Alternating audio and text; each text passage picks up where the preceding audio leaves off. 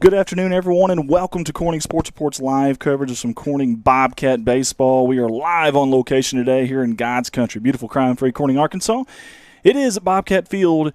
It is Senior Day, one last time here at this beautiful field for our Corning Bobcat baseball program and our four seniors. By the way, those four seniors, Kanan Cummings, Isaiah Hollowell, Rodney Rapert, and Carson Dowdy. All four of those honored here pregame by Coach George and Coach Radcliffe. And right now getting some pictures with family, got their plaques, and this is their day, and we'll show them as much love as we can. Finally, got it going live. We've had issues galore with the school's internet. I have got a hotspot on my phone, thank the good Lord that's working. Don't know how long it will work, so just bear with us. Andy Earl's here, flying solo today. We do have the softball game up and going. I do know that. Thank goodness for that, too. I don't think they've started over there yet. They're actually on ads over there, and I guarantee you Rich doesn't know how to get off those. So either way, we'll figure that out. I'll send him a message here in a minute. We've got Paragould today. The Rams of Paragould visiting from Greene County. And we appreciate them coming up here, giving us one last game. Obviously, had our game rained out. It was due to inclement weather Tuesday, Monday. I don't know. I can't remember the days. I got too much stuff going on. One of those days. So thankfully Paragould jumped in, stepped up. We were supposed to play Osceola, the Seminoles, out of Mississippi County. However, they forfeited. Obviously, you get a conference win there. That's great. But more than that, you want to give these kids one last time on this field, and especially those four seniors. We appreciate you guys tuning in with us. We got several already on. I'm going to go back to the softball game. That makes me a little bit nervous.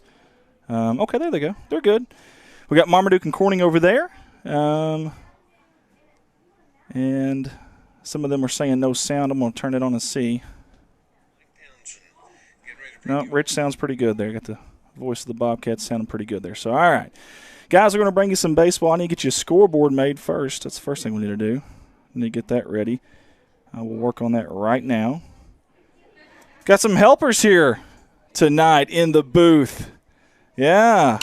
How about this? So are you ladies handling the scoreboard? Yes. Okay. Now I'm going to grade y'all at the end of this, okay? We're going to have grades, how quick you were, how professional you did it, how right you were, things like that.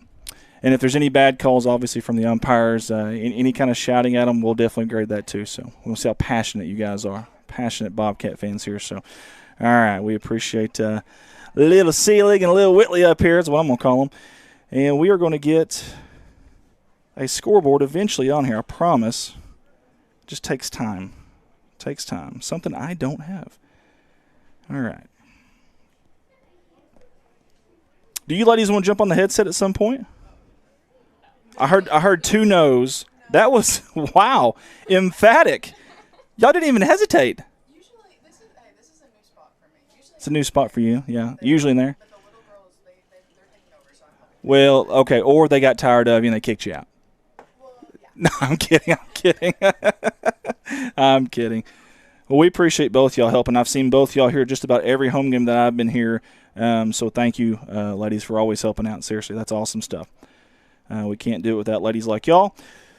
So, and we can't do it without the umpires. And guess what? They are here and on time. How about that? We give them a hard time, but we have had a few that kind of coming in here on two wheels around the gravel road there. And these two, give them kudos. They were here on time. And remember, we kind of starting a little bit early with the senior day festivities, or ceremony, if you will, and they were still here. So kudos to them as well. And I am not very fast at creating these scoreboards, so we are almost there, I promise. And then I will be ready to call some baseball. All right, we've got Paragould. We've got Corning. We've got some non-conference varsity action tonight. Bobcats will be in their gray pants, gray jerseys, black numerals with gold trim. Have the black hat on that I've actually got today. It's a little snug. It's an extra large, and it still does not fit my head very well. I've got a red ring around my head. Got a headache. That's just because I'm listening to these two girls here beside me, though. It has nothing to do with my hat. No, I'm kidding.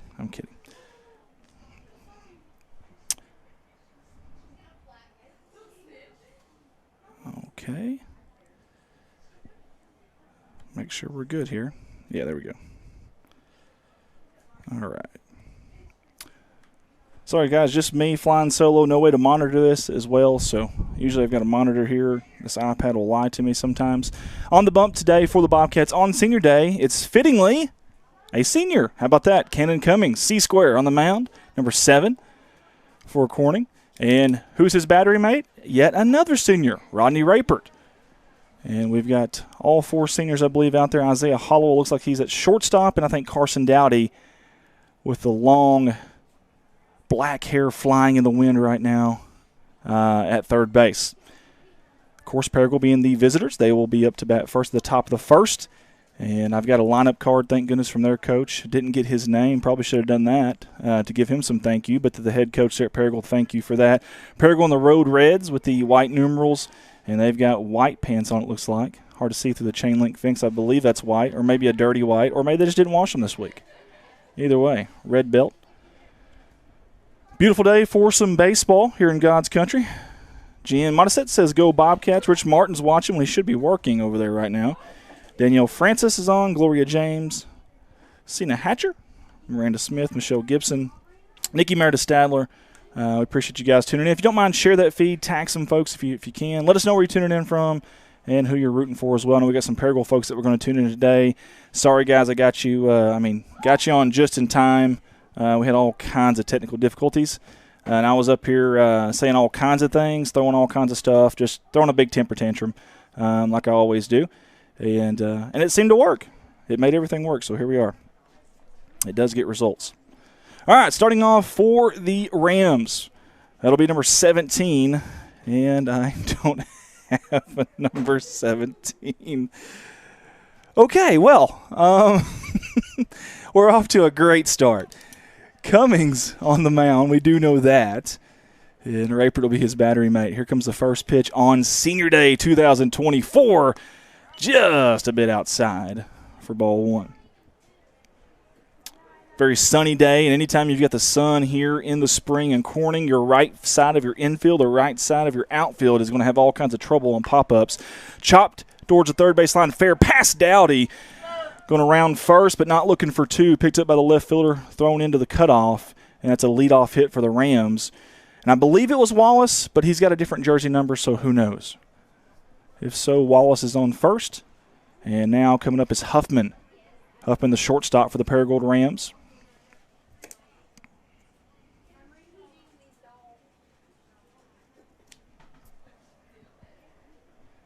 I've got glitter all over me. Look at that. That ain't going to work. What's going on up here? Throw down at second is in time, and they got him. Holy hay bales, what a play there, and I don't have the record on, or we could have watched it again. Heck of a throw from the senior, and guess who was there to receive it? You guessed it, another senior on Senior Day. How about that? BEA Beautiful for the first out here in the top of the first. He raced the leadoff hit from who we think is Wallace.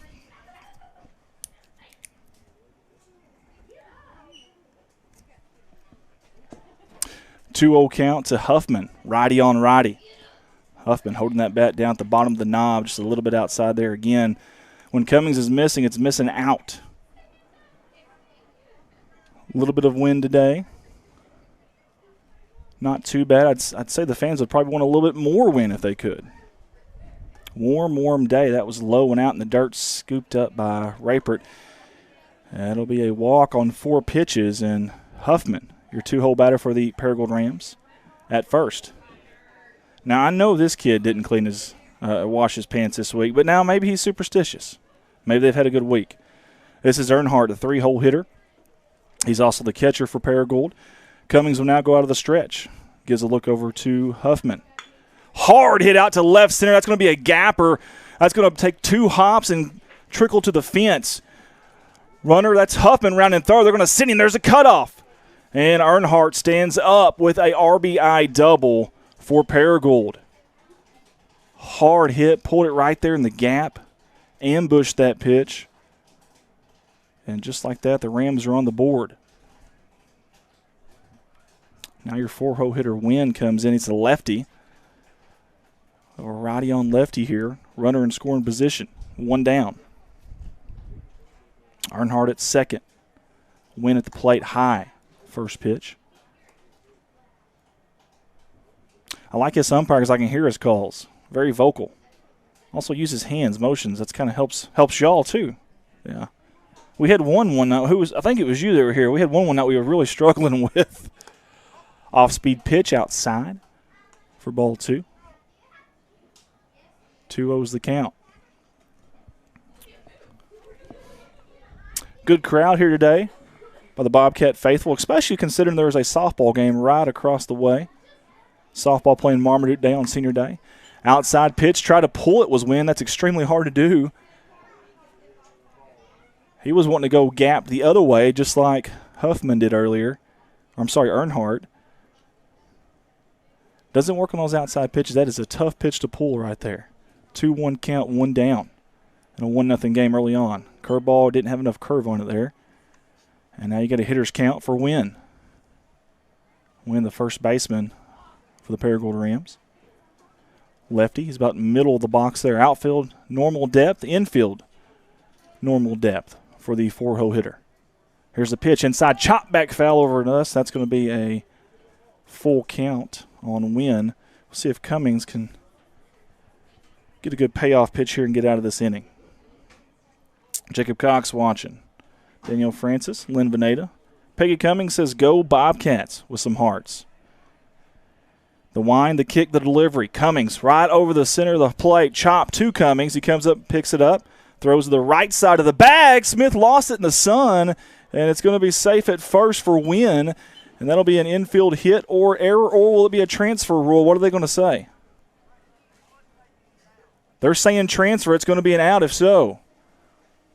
It looked like the runner at third, that was Earnhardt, was rounding hard, and Smith was trying to get across the batter to where he could throw it home. They're going to say he's out at first. Great job by the umpire coming out, being clear with what he was seeing there. And I like when two umpires get together, converge, at least talk it over.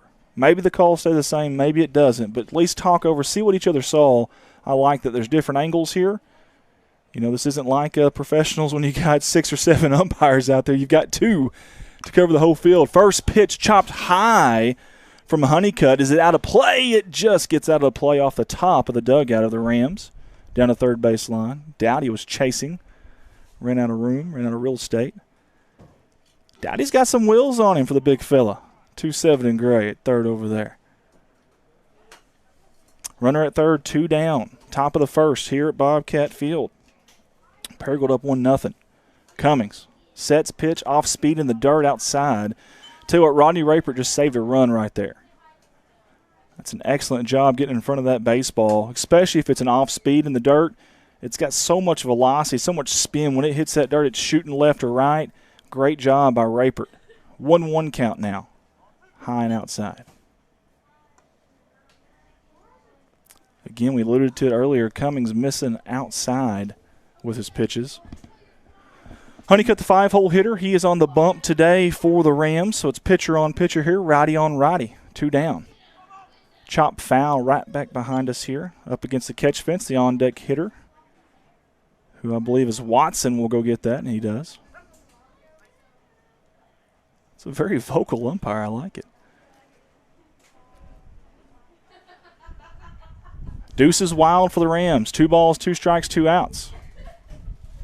Wind starts to pick up a little bit. Runner at third. Here comes the pitch. Off speed. It's right there. I thought he had a strike, but a little bit too high. That'll bring it to a full count. Honeycutt versus Cummings. Again, runner at third. That's Earnhardt. Here comes the delivery. And they're going to pull the string on the outside. Good morning, good afternoon, good night, says Cummings. A backwards K to end the top of the first. And Paragould did do a little bit damage, though. They got a huge RBI double, stand-up double from Earnhardt. And that was the difference there in the first inning. Aside from that, Cummings did a great job, I thought. Fielded his position well. Missed a few on the outside, but did a great job coming back, battling. And it's a 1-0 game after a half inning here at Bobcat Field. All right, guys, we got Darlene Thompson on with us, Annie Williamson. Miss Annie, I will talk to you again about what we talked about last night. I think we're going to go through with that if you're watching and listening. I like the idea, and I think we're going to rock on with that. So I appreciate you. I'm going to go check. Don't know how to do this on the softball game without messing something up. 0-0 over there at the softball game. Looks like it's the bottom of the first. Bobcats, Lady Bobcats, I should say, up to bat. And John Jett's watching there. We got several people bouncing back and forth actually watching, so that's pretty cool. We appreciate that.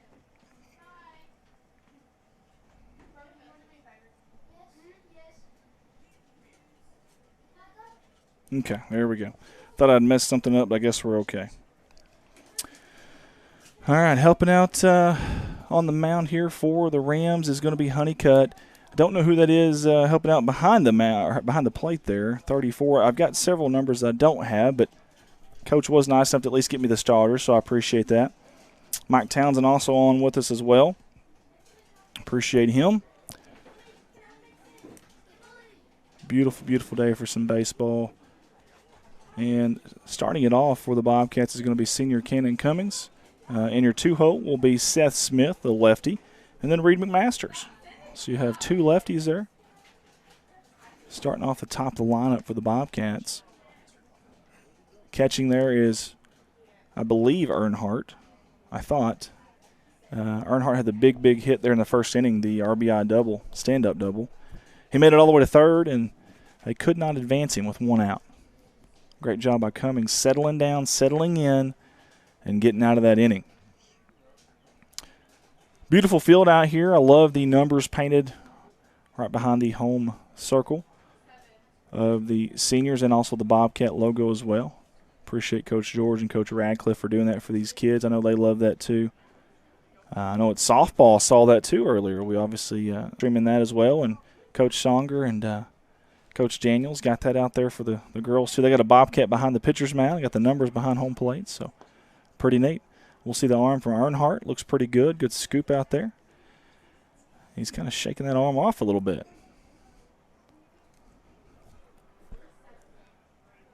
Umpire's going to have a little talk with him. It's always good to make a good relationship with that umpire, especially if you're a catcher.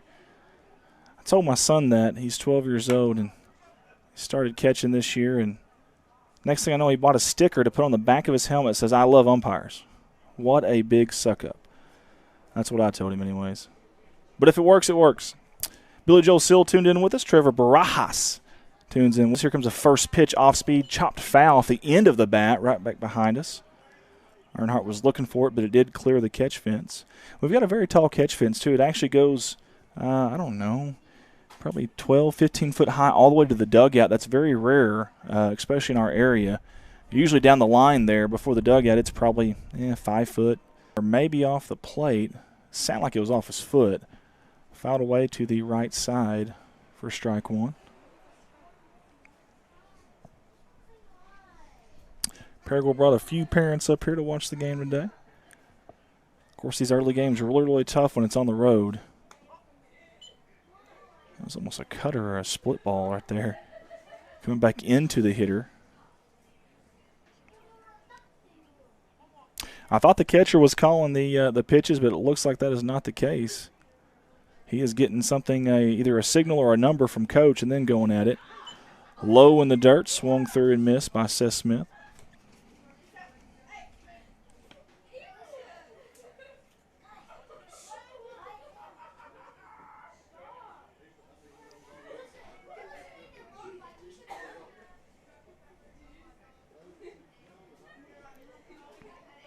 Sorry, guys, for the picture quality. Not the best today, but we're just trying to get by. We've had all kinds of problems here. The school's internet will not allow us to go past their filter for some reason. We've never had that issue here with our device, but we're having to deal with it. So not the best picture quality that we've ever had, but we are going to find a way to get through. 2-2's your count, 1 down in the bottom of the first. It's Seth Smith up to plate. Chokes up on the bat just a smidgen. Here comes the pitch to the lefty in the dirt. Both pitchers wasting that off-speed pitch in the dirt quite often. Comes the payoff pitch. from the lefty. Honeycutt comes set. The kick, the delivery, inside, chopped, foul, just a smidgen. Almost over the bag at first, but just to the right of it. We'll say by half a foot. If that's a half a foot to the left, we've got a double for Smith. Instead, we're looking at going payoff one more time.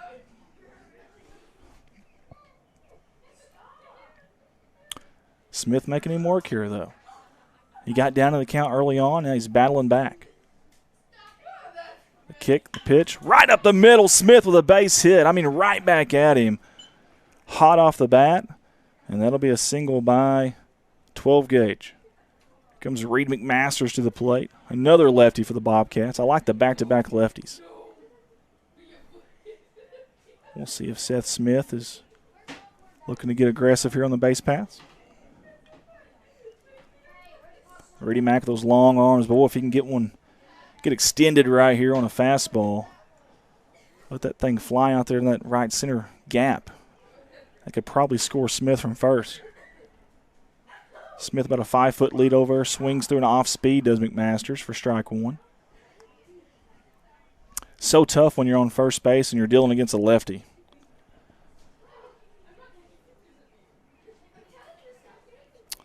When he comes to, he's looking square at Seth Smith at first right there. That is such a hard thing to judge. Now, if he comes forward any at all in that wind up there or that kick, that's a balk if he goes there. If he comes forward any way at all, whether it's his legs, his hips, whatever, if he starts coming forward, he has to go to the mound, and that's what you got to look for when he breaks that plane right there. Then you can go.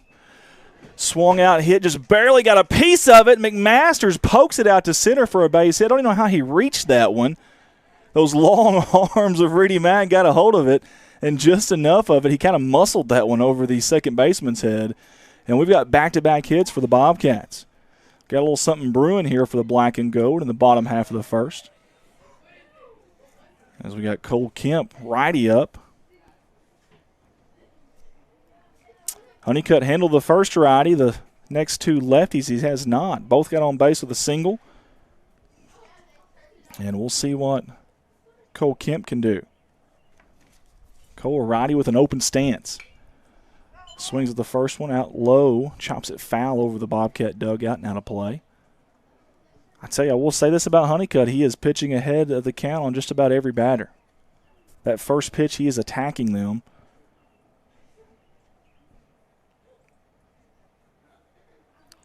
We've seen Cummings on his first pitch. He kind of tried to ambush it and knocked it foul. That first pitch with Honeycutt, maybe the best one you see. Another foul ball down the left side here, down the third base side.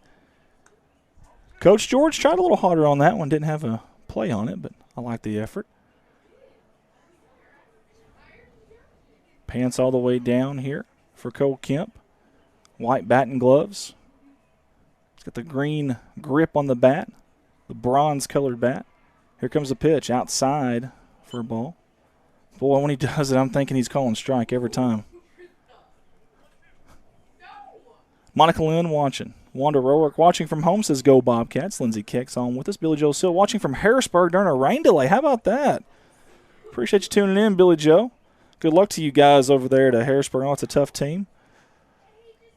We're very fortunate right now where we're at, Billy, to not have any rain. I did hear we got some coming later on. We'll see if it holds off long enough for us to get this full game in. Pitch from Honeycutt. It's hit hard down the left side. If it's fair, it's gone, and it's foul. Holy hay bills, what a shot from Cole Kemp. I mean, that ball had a motor on it. He jump jacked that baby out of here, unfortunately. It's just a long strike. And if I'm Honeycutt, I do not throw that pitch again, especially to Cole. Got a runner in scoring position here, 1-2 count. This is your cleanup hitter. That's the type of hitter you expect from your cleanup hitter. Let's see if he can do it again. It's lefty on righty. Honeycutt comes to the kick, the delivery, off speed, way outside. Great job by Earnhardt. Both runners would advance there if it had gotten by him, but awesome job by Earnhardt, who's You can see why those pants are dirty when he came here. He's like my 5-year-old. They find dirt and they play in it. That's what Earnhardt's doing. I think earlier he had a chance at a stand-up double, and I think he wanted to slide in there. Down low, swung hard, but he missed it. Was Kemp. He goes down swinging. That's 2 Ks for Honeycutt. I tell you what, Kemp did not get cheated on that swing. However, it does go down as a strikeout, and that's the second out of the bottom half of the first. You still got 2 Bobcats out there. They're trying to get them advanced, trying to get them in. How about the senior on senior day? How fitting would that be? Number 8, Zayday, Isaiah Hollowell. It'll be lefty-righty again. Good eye there. I tell you, Honeycutt has been getting ahead of all these hitters, and every Bobcat has swung on that first pitch, I think, except for Hollowell. That's a veteran right there. Now, he's asking the umpire something here. I think he asked him, has he lost weight? He looks great in that shirt, I think is what he said. Good job, Isaiah. Isaiah with the white bat and gloves. Holds the bat at the bottom of the knob there. Chopper right up the middle. It gets past the diving shortstop. Do they send Smith? They do. Here he comes. Here comes the throw. Pitcher cuts it off or tries to. The Bobcats score a run. And McMasters gets the third. An RBI single for your senior, Isaiah Hollowell. How about that?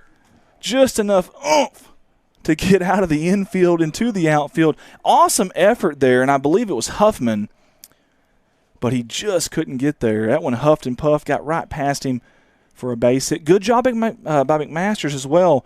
McMasters is watching that whole thing as he's coming down the first base, from first to second base line there.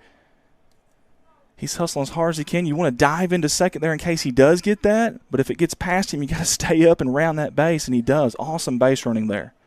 And that's the first righty to get on against Honeycutt.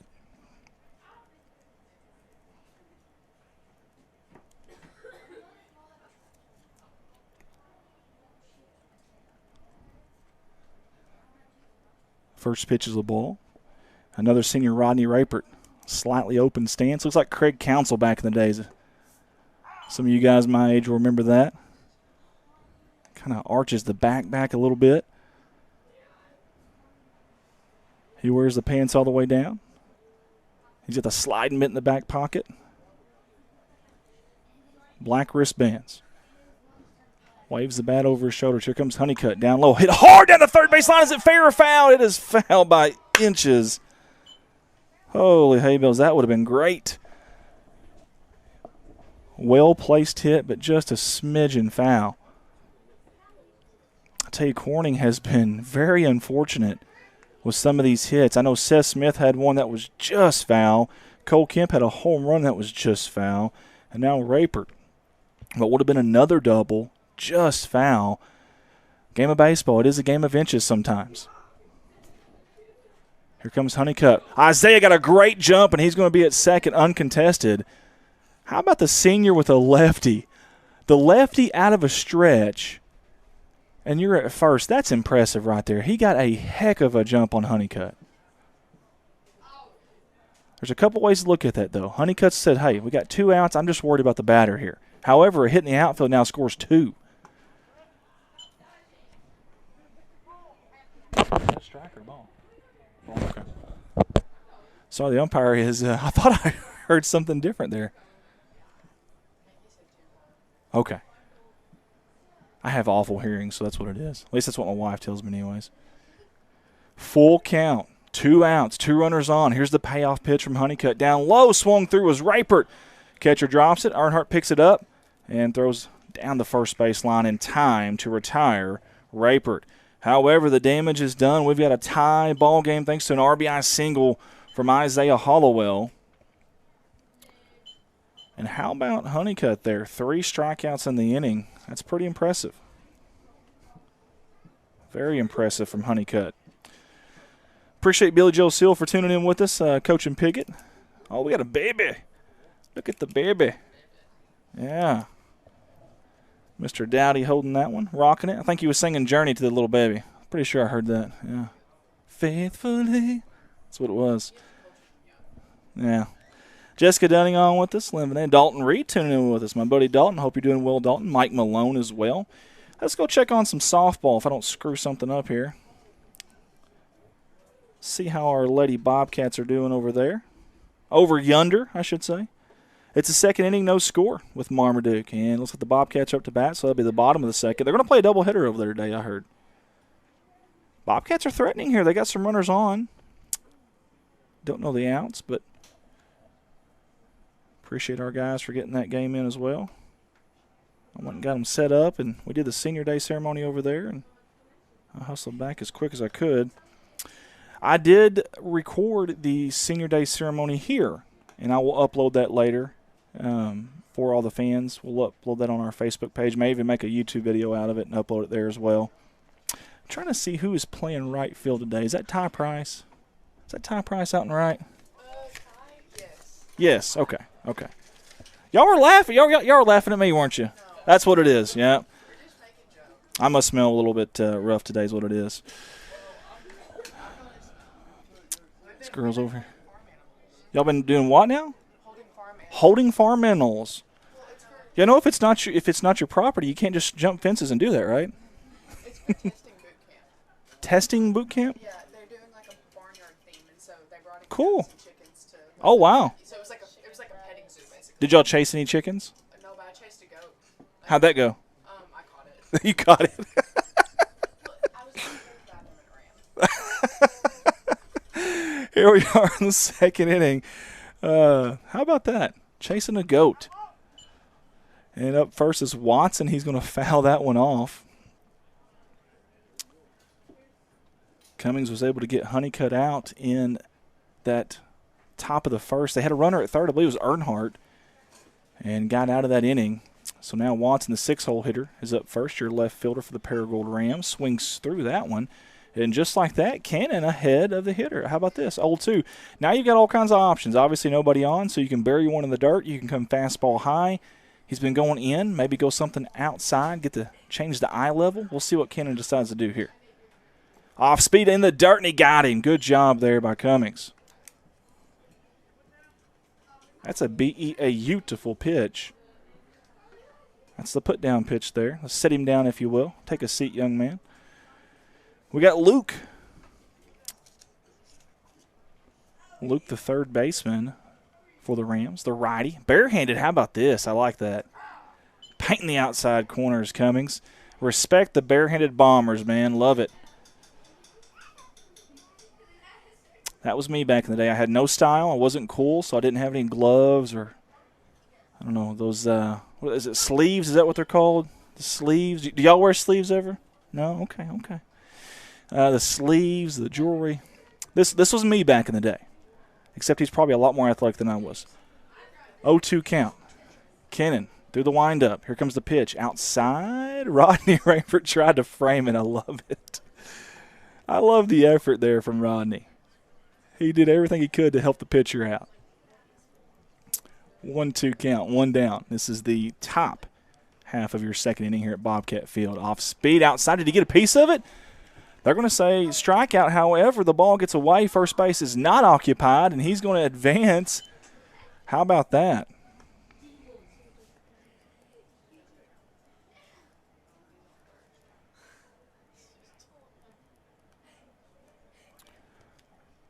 I think that's exactly what happened there. It was a strikeout, but it was in the dirt.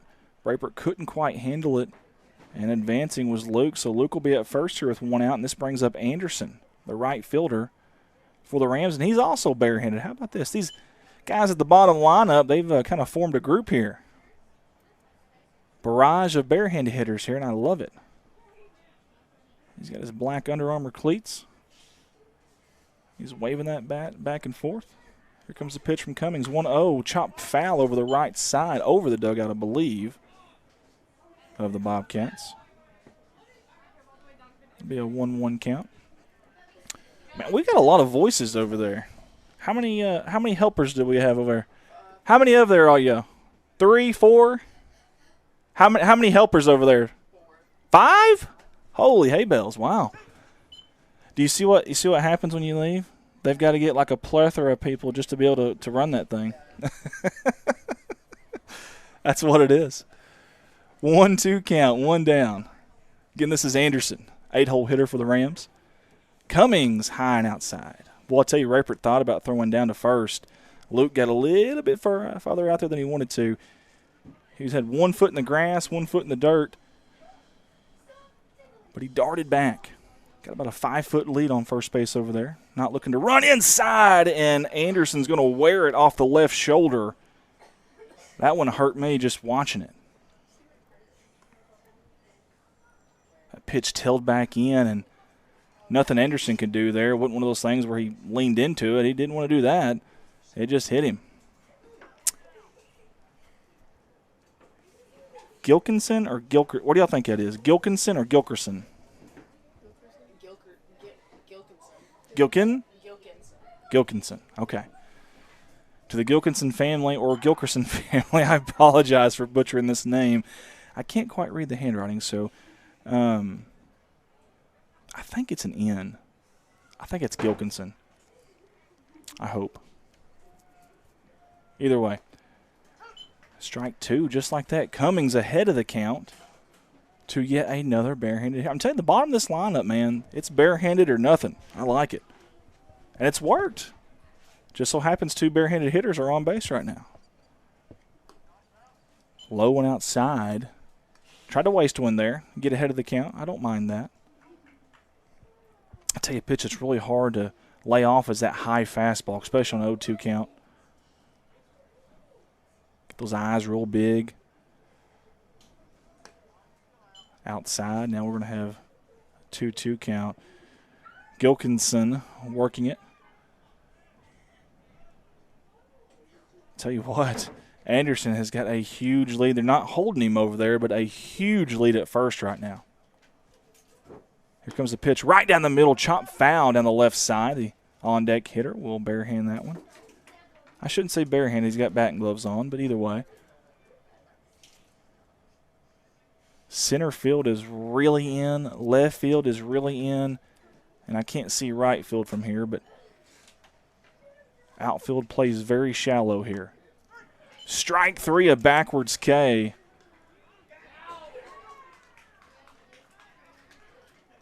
And that was out number 3 in the second inning. Good job by Kenan Cummings. He actually had 3 Ks in that inning and a hit by pitch.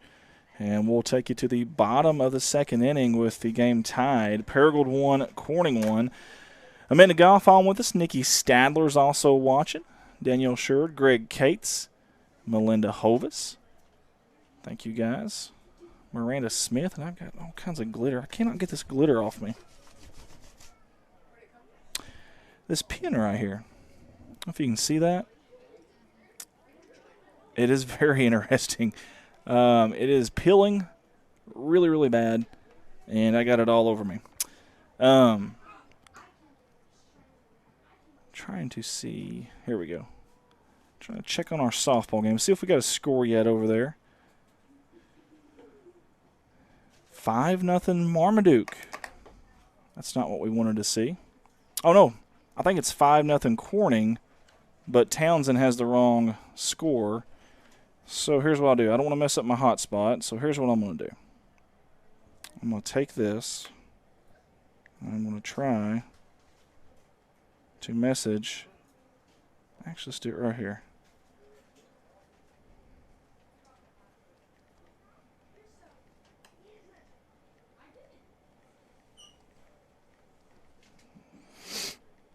I'm going to fix that for you softball fans.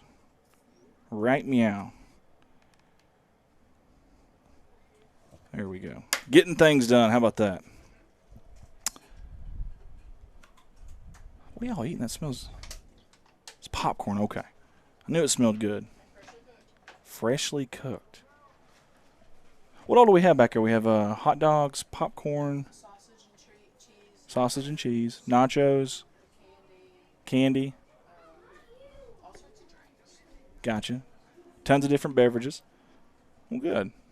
You guys come on out. We've got 2 different games here. Not even, I mean, from fence to fence, you're probably talking 75 yards from each other. So just a little bit of a walking distance or a quick hop and drive. You can watch a doubleheader senior day for softball, and you can watch a senior day baseball non-conference game here. In fact, I don't know when the last time we played Paragould in anything. This is kind of neat to see the Rams making the trip here. Honeycutt working through his second inning, the starter for the Rams. He's got a freshman up, Ty Price. Pitches low. Ty has had a very good bat as a freshman, at least the games that I have watched. Let me just say that. I'd say that was almost a balk. I thought his left foot was on the mound when he did that, but maybe not. That pitch is inside. Tell you, Ty's got him a hitter's count here, 2-0. But yeah, the games I have watched, Ty has done a great job up there at the plate. He's played a little right field, a little third base, kind of wherever the Bobcats have needed him. Hard hit between the shortstop and third baseman for an easy stand-up single. He's going to round first, give it a look, and he'll go back to Drew Radcliffe, get the fist bump. And how about that leadoff batter on here in the second inning? That'll bring up the senior, Carson Dowdy. Also a lefty. By the way, lefties are 2 for 2 against Honeycutt.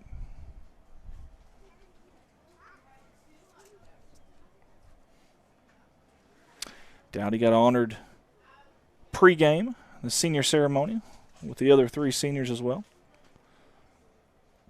Honeycutt's going to step off the rubber. I tell you, he's got to be careful. If your left foot's on the rubber and you step off with the right before you step with the left, that is going to be a balk, and it's really close.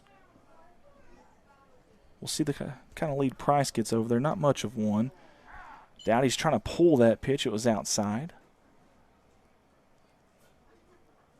Talk about the few games that I have been to for baseball this year, but the few I have been to, Dowdy has been on base an awful lot.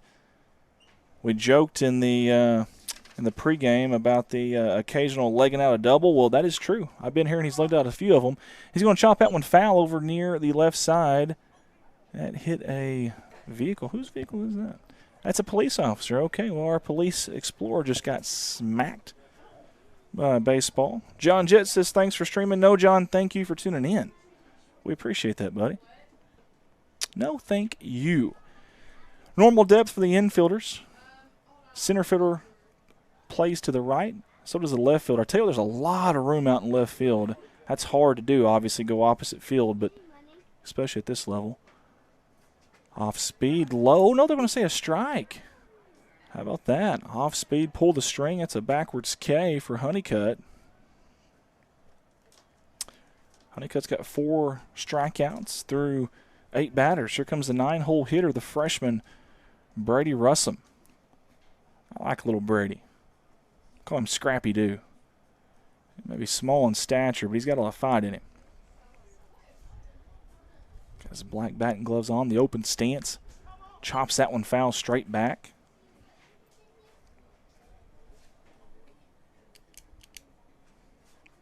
Tell you what, if the kid gets on, he's got a lot of speed too.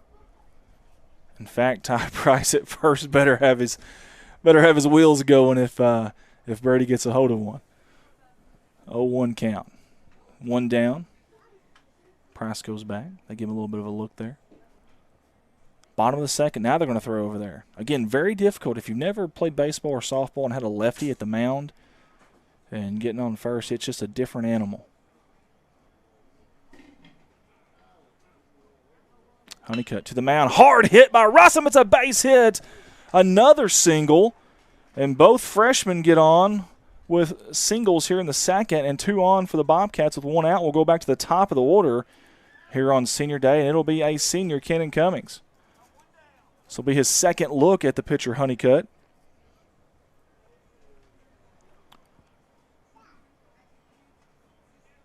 That first pitch he tried to ambush last time and fouled it off. Let's see what happens here on the first one.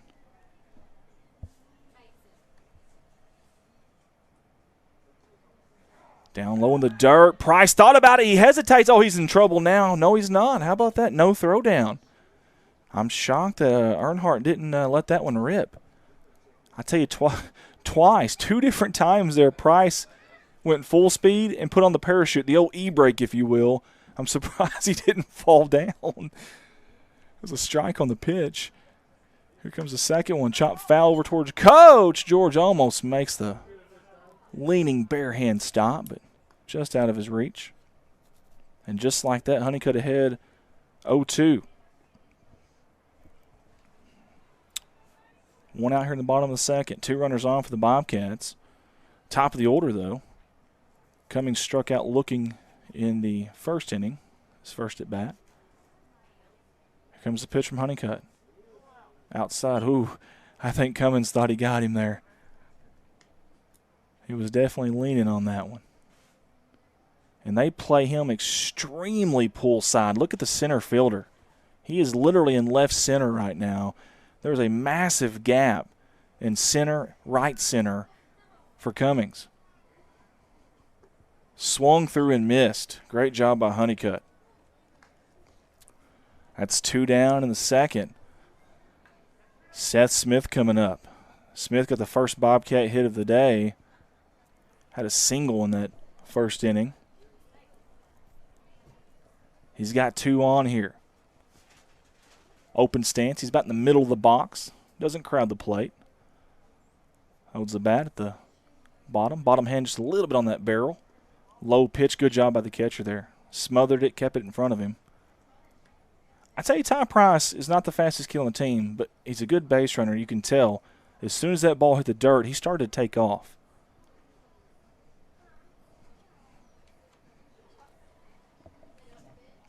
They get the call from the dugout. I'll tell you something really strange about that. They get the call from the dugout, but the pitcher still looks towards the catcher. Price is going. There's going to be a throw. No throw. Both runners will advance. That's a heads-up, high IQ play there by the 2 freshmen, by the way. How about that on senior day, the youngsters showing off on the base pass. Now all of a sudden, yes, 2 outs, but Seth Smith has an opportunity here with 2 runners in scoring position. Oops, about lost my pen. Hard hit out to right center. The center fielder looks back. It goes past him. 1 hops to the fence. That's going to score 1. That's at least a double. Coach George says, come on down here, Seth Smith. 12 gauge is going to round second. It's going to be a stand-up triple, a 2-run triple at that. How about that? Holy hay bells, what a shot. A rope from Seth Smith.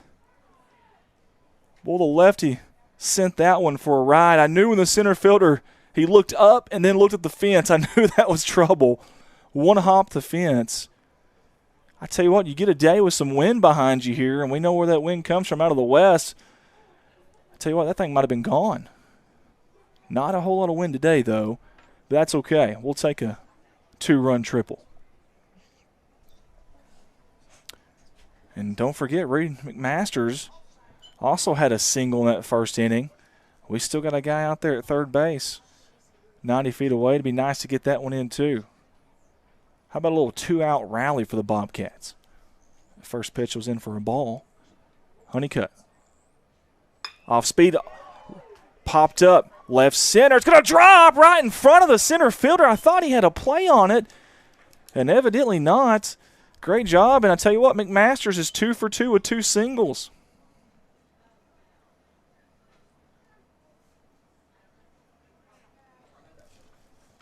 I really thought the center fielder had a shot at that. That was Wallace, I believe, out there.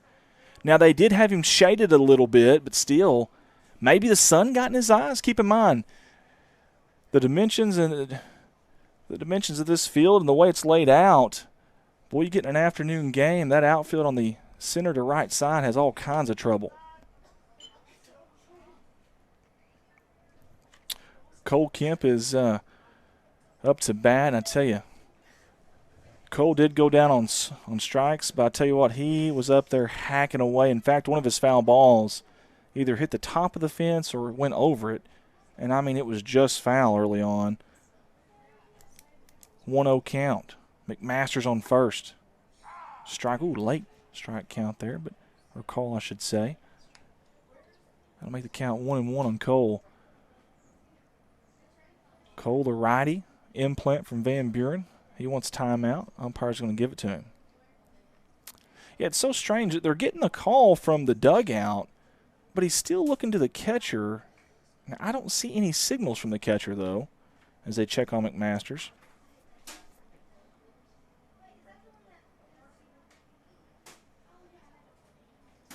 But there's at times, it's almost like there's a secondary call from the catcher. But if you look at Earnhardt, I don't see anything coming from him, so maybe not. Outside pitch, 2-1. 2 outs. Dana Martin tuning in with us. Thank you, Dana. April Woods as well. Non-conference action here in good old God's country, the heart of Arkansas. Bobcat Field on Senior Day, a beautiful day for some baseball. Nearly clear skies. Hard hit down the third baseline, a little too hot for the third baseman at the hot corner, and that'll be a single for Cole Kemp, and he is ripping the cover off the baseball on some of these hits. Wow. It was a violent swing, and the third baseman, bless his heart, I mean, it was on him in a hurry. And that was Luke.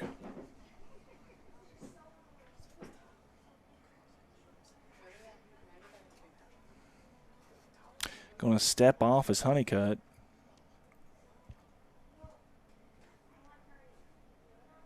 Honeycutt looks to his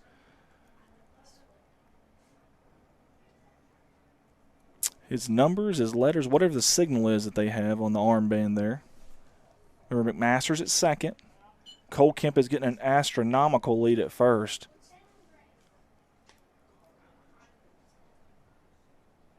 I tell you, but if they're not going to hold him on like that, if you trust your speed versus the first baseman, that's the thing.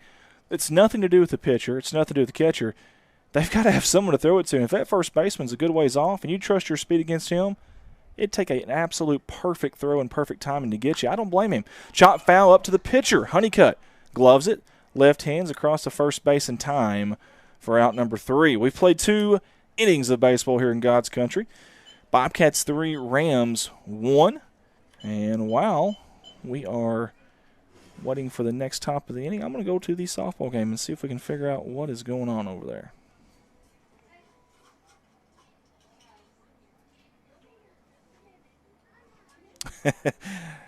They're having some fun over there, evidently. Bobcats are up 11-0 right now. The Lady Bobcats are in that ball game. Joyce Huckabee is giving them a hard time about changing the score. So is Wanda Rourke. I love it. You gals give them heck for me. I appreciate that. Wanda says just trying to keep him in line. Laugh out loud. I love it. So is Cena Hatcher. How about that? Our fans don't play around now. I like it. They get on you. You mess up, you better be ready. They get on you. And I just wonder, guys, I'm going to go off the headset for just a second.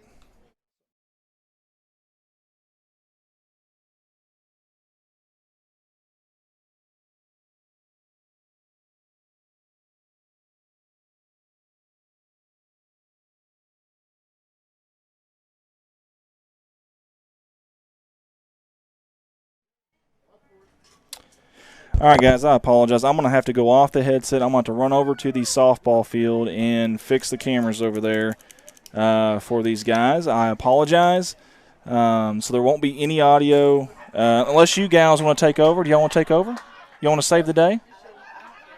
Okay, awesome. Well, thank y'all. Thank y'all.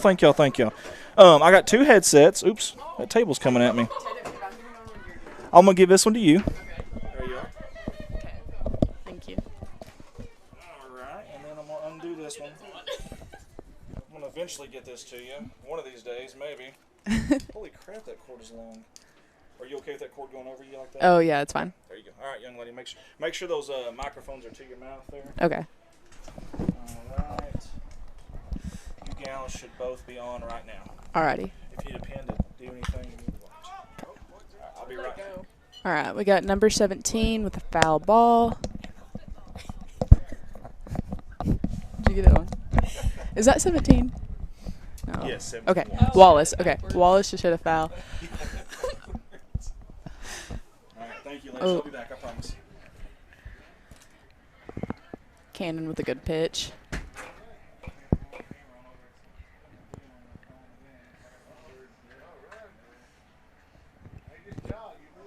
Ooh. Ooh, Rapert's going to get it. Not quick enough. Good try, though. Got good action with our seniors today.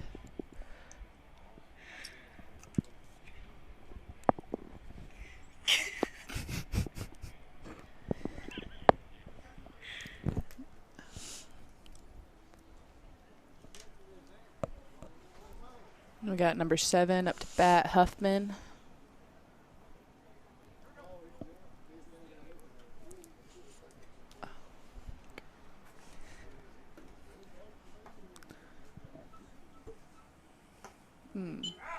Good pitch by Cummings.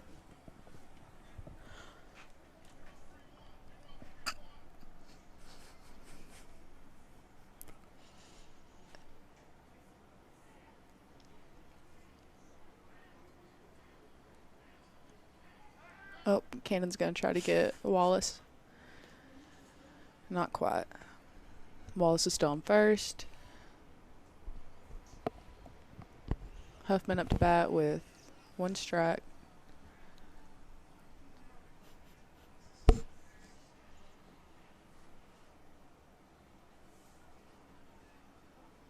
Ooh, good hit. Went past Dowdy. Here comes Brady. He got on base.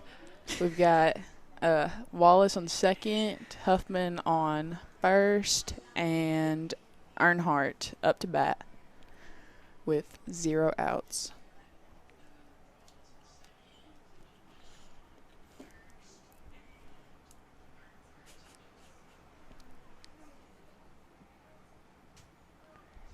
Earnhardt's the third baseman for Paragould. Ooh, good hit and pitch. Brady's going to chase it down. He's going to throw it in. Wallace came in. Oh. And Huffman made it to third. And Earnhardt got to second. So we got a double on that.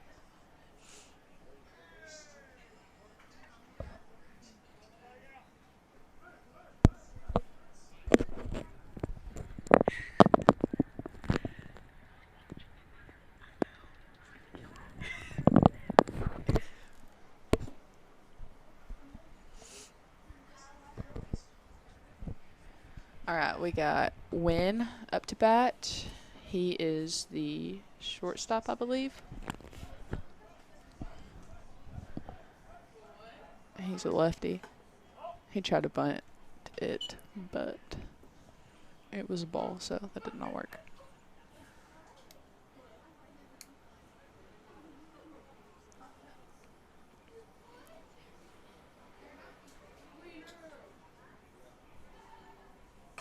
Ooh, little hit, little bounce up.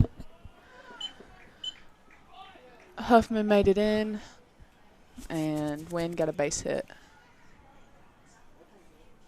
So that'll bring the score to 3-4, the Bobcats. Pretty close game today.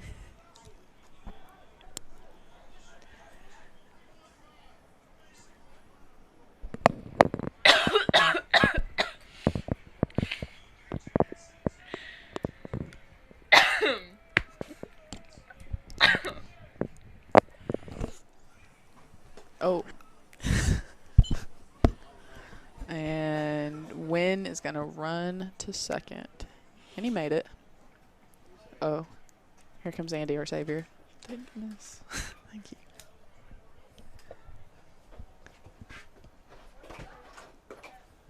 Doing good? Yeah. You want to keep doing something? No. No? No. Okay. That was a quick no from both, not just one. Both of them. I'll take it for you. Thank you. Hey, thank you, ladies, for helping out, though, for real. We got Rich and Mike lined out, so that's a run coming across. Here comes another. No, he's going to pump the brakes is what he's going to do. So our score now is 4-4. I'll fix that for you guys at home. For the softball fans, sorry about that. I give them a hard time. I told them it was amateur hour over there. They kind of laughed. No, they're doing the best they can over there, so I appreciate them. And I also appreciate these two ladies next to me as well. All right. So, okay. Where are we at in the lineup here? Number 30, Honeycutt. Okay. Man, I've missed a lot. Y'all have been bad luck. Y'all have been nothing but bad luck. Bad. Okay, so it's my fault. Okay. I love how that was pretty quick. Oh, Emily's going to be an attorney one day. That was pretty impressive. No, it's actually your fault, buddy. Good try, though. All right, so it looks like we got a runner on third, and Cummings is still on the mound. It's an outside pitch, but swung through. How about Raper going down the third base line? Oh, did he hit him on the backswing? Oh, man. Raper needed a second there, and the hitter, you kind of tell he kind of looked bad. I think Honeycutt might have chipped him on the face mask there. Of course, if it's a glove, it's catcher interference. High pop-up, not near shallow enough or deep enough to score the runner, though. And I tell you what, I think is that McMasters out there in center? What a play by Rudy Mack there. He had to come in hard there, basket catch that thing. And that is the first out of this top half of the third inning. By the way, what was the runner at third doing? You kind of hang on your bag there. You want to tag just in case. He was halfway down the line. Third base coach was yelling for him to come back. Tie ball game 4-4. High and inside. A little chin music there from Cummings to Watson, who struck out his first time up. See if Cannon can get out of this jam. Anytime you got a runner at third with one out, it's not an easy situation to be in. Infield is in, though. Nice strike there. That's what you want to see. You want to see him attack him and go right at him. Linda Hope says, let's go Bobcats. Phyllis Young, Bruce Caldwell, Gloria James, Bill Swint. Are you streaming this game on YouTube? Bill, I don't have a clue, just to be honest with you. Colton Luddyman handles that from afar, and we did everything we could to get this thing live. We had all kinds of problems with the school's internet.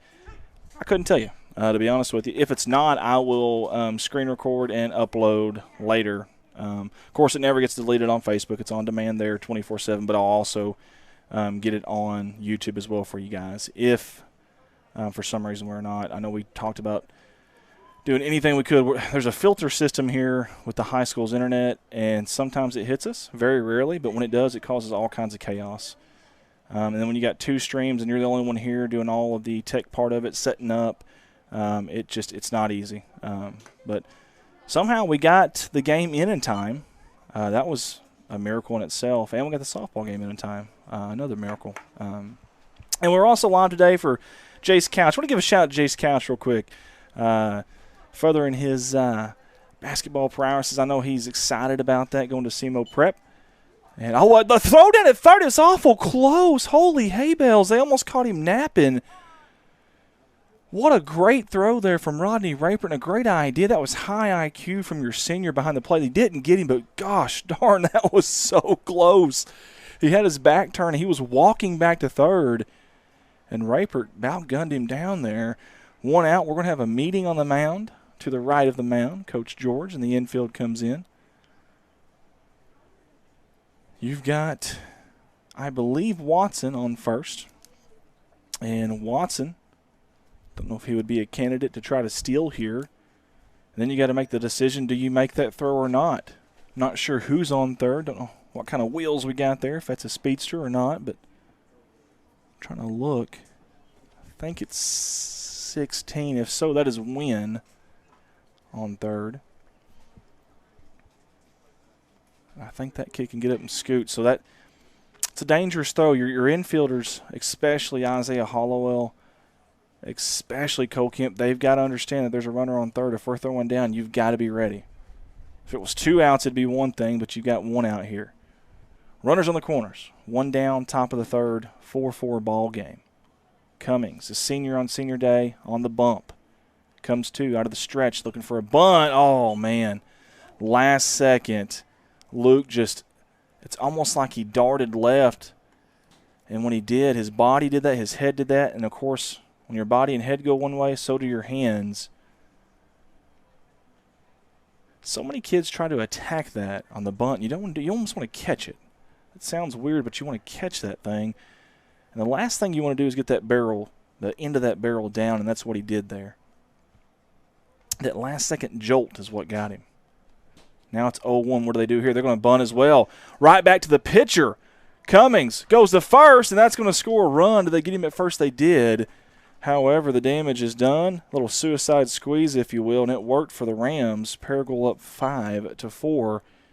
And also Watson makes his way to second base. We call that Waddy Herzog ball right there.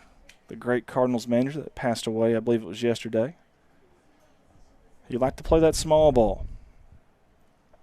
I believe this is Gilkinson. No, this is Anderson. I apologize.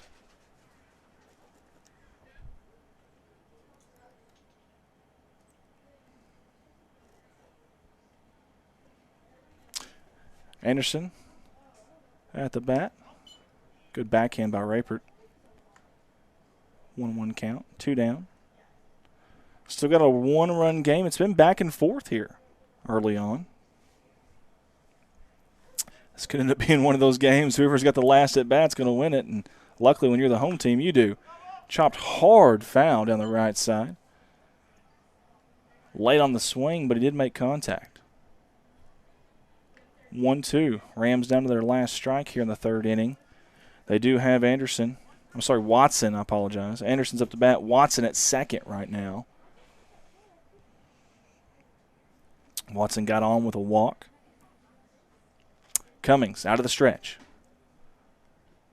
Comes the delivery. Ooh, boy, I tell you what. That breaking ball had a lot of bend on it, and thankfully it did. If not, it would have hit him. And matter of fact, that was almost deja vu in the first inning, second inning actually. Anderson got hit by a pitch on that left shoulder on the same pitch, almost same location. Strike 3. Good morning, good afternoon, good night. Take a seat, young man, and the Bobcats get out of the inning, but not before the Rams plate 4. I said 4. Still blaming it on these two girls next to me. Totally their fault. And Gilkinson will lead off that next inning for the Rams. And for the Bobcats, I do believe it's going to be – actually, I'm not sure. I think whenever I left, the Bobcats were still hitting. Do you know who batted last for Corning? No. Okay, that's fine. Have to read is Cole Kemp. Now, I had him down for a single, so I know he was on whenever I left. Isaiah was up next, so we're at least through Isaiah. But okay, either way. Real quick, I want to give a shout-out to these seniors, Kanan Cummings, Isaiah Hollowell, Rodney Rapert, Carson Dowdy. Here's what Coach had written about him. Kanan Cummings is the son of Mark and Ashley Cummings. Kanan has been a part of the Bobcat baseball program for 4 years and has played a variety of positions during his time as a Bobcat, eventually settling in at second base and on the mound. Kanan will lead the Bobcats, of course, today one last time at home as he starts in the bump in his final game at Bobcat Field. Also, Isaiah Hollowell. Isaiah is the son of Carl Hollowell and Holly Hollowell. He's been with the baseball program for 3 years, playing a variety of positions for the Bobcats.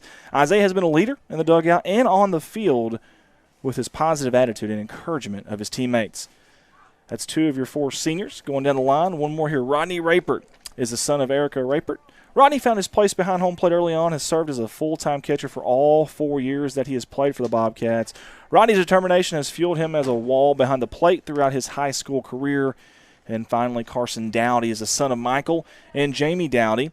Despite being sidelined from injury for a couple of seasons, Carson has remained committed to the Bobcat baseball program for 4 years. He has remained healthy this season and has been able to contribute this year primarily at the plate with a consistent run of singles and an occasional, you got it, legged out double from big old Dowdy. And first up, it looks like Rodney Rapert, so Isaiah got out somehow, some way. We don't know for sure how, but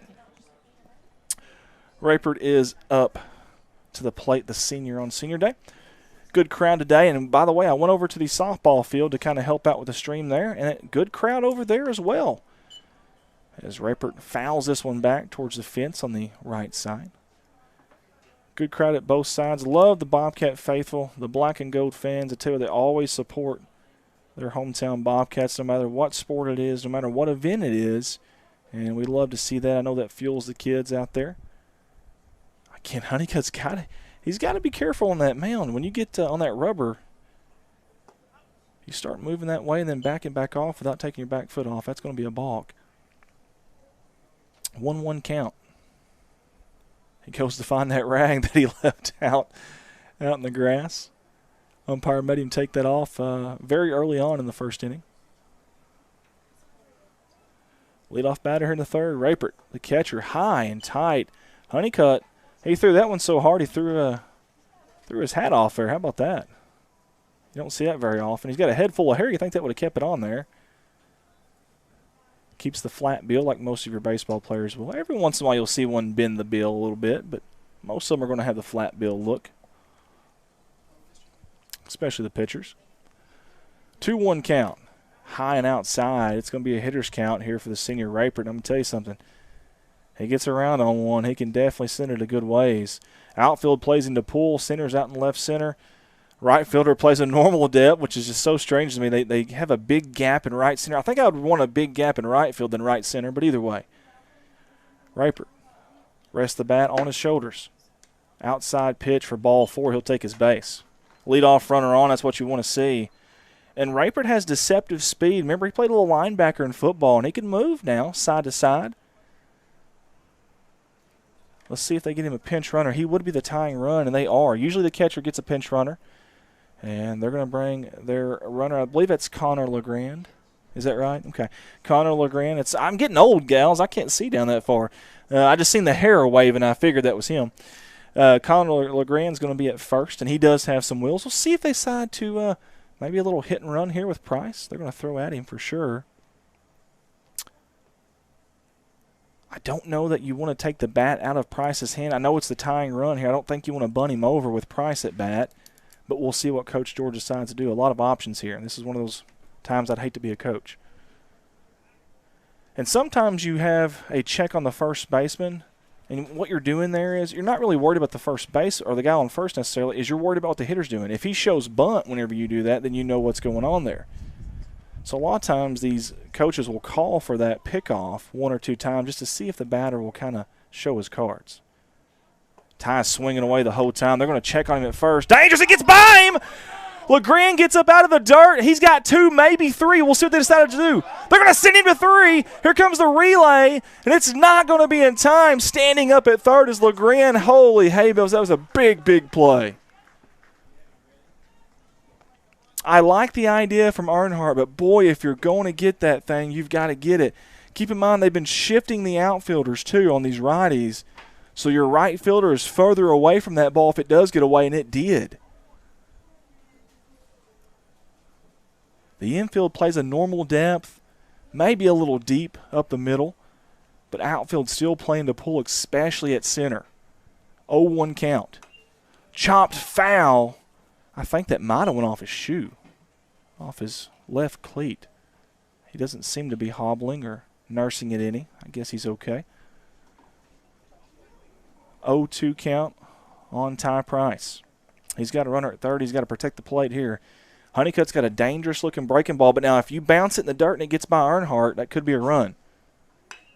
Good hit. That's going to be an RBI single by Ty Price. That's going to tie the ball game up. Yes, sir, you betcha. He's going to go 2. He slides under the tag. He's safe at second. Are you kidding me? How about that? Ball not handled as well out there. Ty was looking to just in case, and Drew Radcliffe sent him. How about that? I love the hustle. Love the aggressive nature by Ty Price and Drew Radcliffe. And now just like that, you've got the go-ahead run here in the bottom of the third, and he's at second base. And you got a senior on senior day. Steps into the plate. Boy, Carson wants that first pitch every time. He sure does. And Honeycutt's really making him earn that. It's always outside. If Carson gets a piece of that, it's probably going down the third base line, which would bring the third baseman in and probably move Price over, which is just as good as a bunt if that happens. And somehow Dowdy has legged out some singles this year. Right up the middle. It's going to get through the infield. Do they send the runner? We'll see. They do. No, they're going to put the brakes on. A single from Dowdy.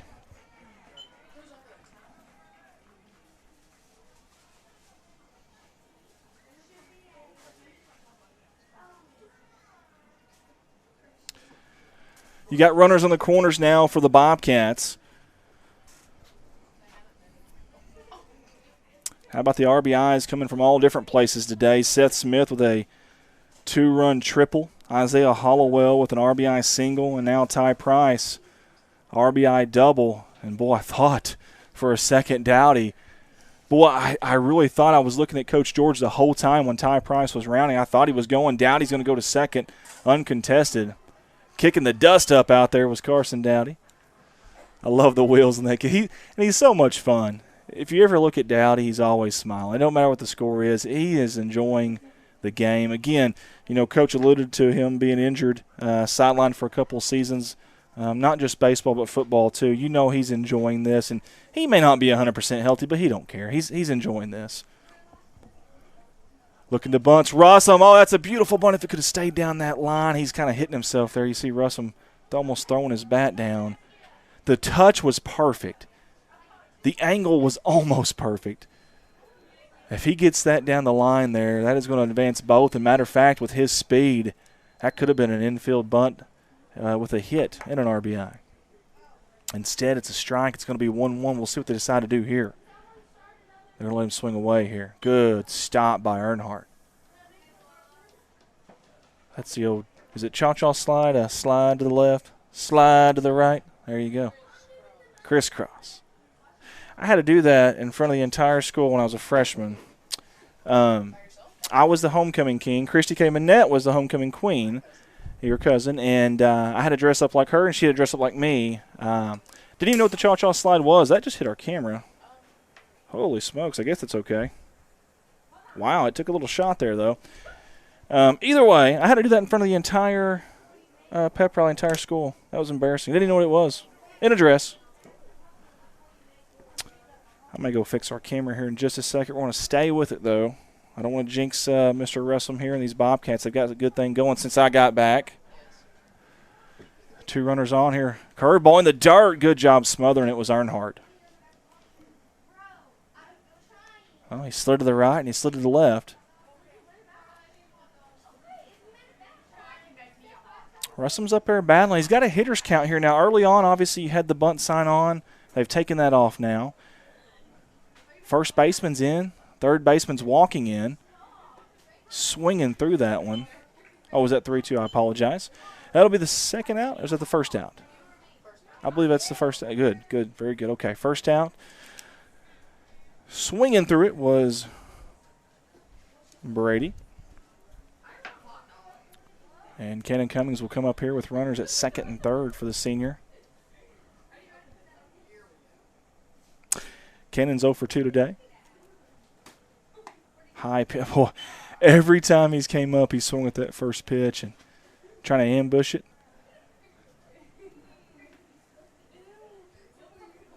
We know the Bobcat hitters fairly well, and some of these kids that they're playing so hard to shift, we know they can put it out there in the outfield. And, man, if Cummings hits that right center gap, it's going to be a triple.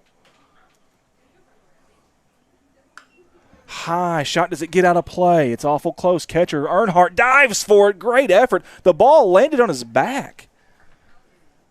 Heck of an effort from the catcher there, Earnhardt. He did what you're supposed to do. Flip that mask off early, get those feet moving and look up. He did that, went diving headfirst into the catch fence. That's a great effort right there. It's the things that don't go in your newspaper clippings. It doesn't go in your box score, but that kind of effort's contagious too. The other kids see that. Now Cummings is behind the count, trying to get his first hit of the game here. Honeycutt's going to step off the bump. They're going to reset. Dowdy has nobody holding him on as the second baseman slowly starts to come over. Price on third. Cummings at the plate. Fouls it off, and I don't know who that went off. It was the catcher or the umpire, but it was going to our right, and then it quickly darted left, so it hit something other than the dirt. We've got another camera, but it's shooting down the first base side there. So we won't use that one. I'll just have to fix this one here in between innings. Inside, and it hit him. Bases are going to be loaded as Cummings gets on base for the first time today, hit by a pitch.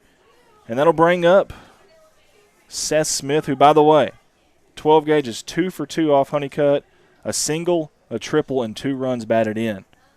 And by the way, the Ducks are on the pond right now for him. Now, we've seen where he hit it last time. Now, I'm no coach, but if I am there now he goes. See, here we go. Now the center fielder is moving over. Okay, I was going to say, if they play him like that after what he did last time, I don't know what else to say. You're asking for trouble then.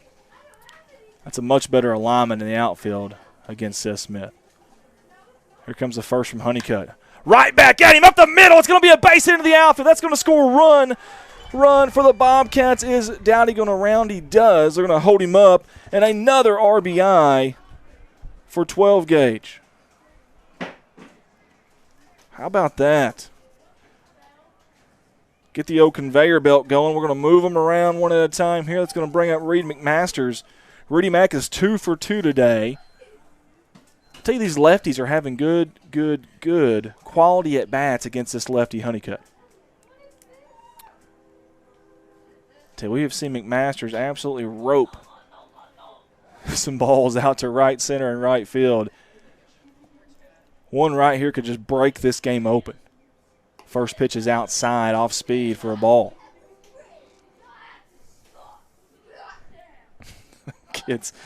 Kiddos in the room next to us must be having a heck of a time. I think they've been getting into the candy is what I think. That's just a suggestion, my hunch. I could be wrong. We need I agree, a live action cam in there, says Emily. I agree. Hard hit out to right center.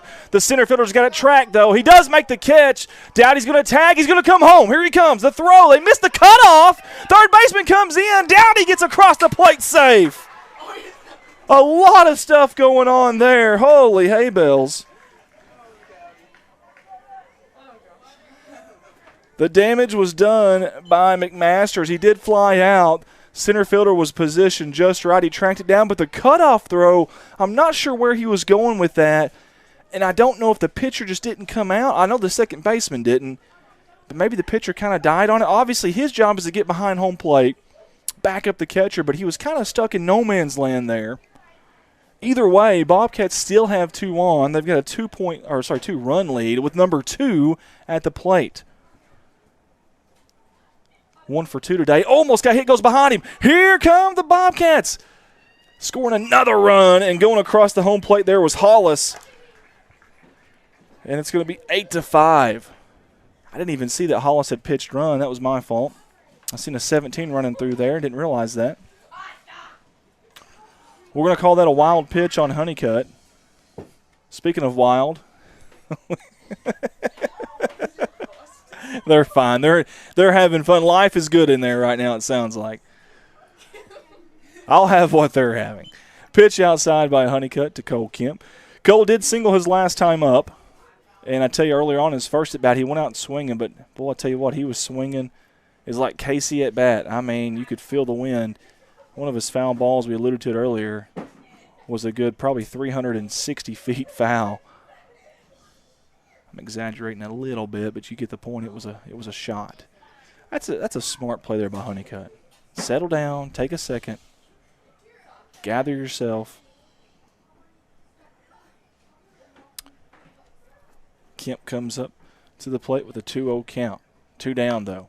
Chop to the right side. The second baseman comes up. He gloves it, goes over to the first in time for the final out.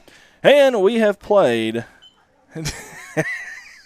Chris King. Chris says it on. Oh, Lord.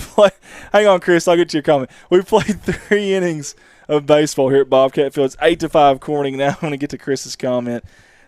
Chris said, do I need to send a text to calm the girls down next door? I don't know that is it the girls that are making the noise? Are there some boys over there too? Okay, it's the girls. Okay.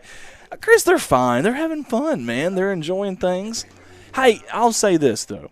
I'll say this, Chris. They're over there, and they're volunteering their time, and they're working hard. How are you doing, young lady? Can I have a high five? Come on. Oh, that's what I'm talking about. Oh, I got to go fix that camera. I'll be right back, guys. I got to fix the camera. Oh, shit.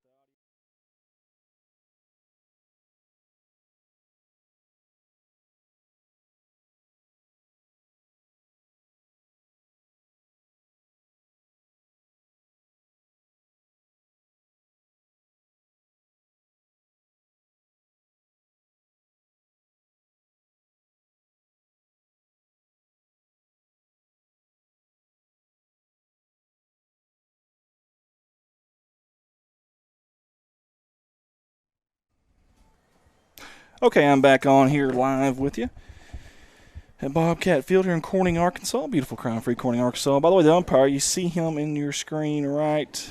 Well, maybe not. Now he's moving on us. You see a little bit of him. He's done a phenomenal job back there. So has the infield umpire as well. Don't know their names, but I'll try to get that before we leave.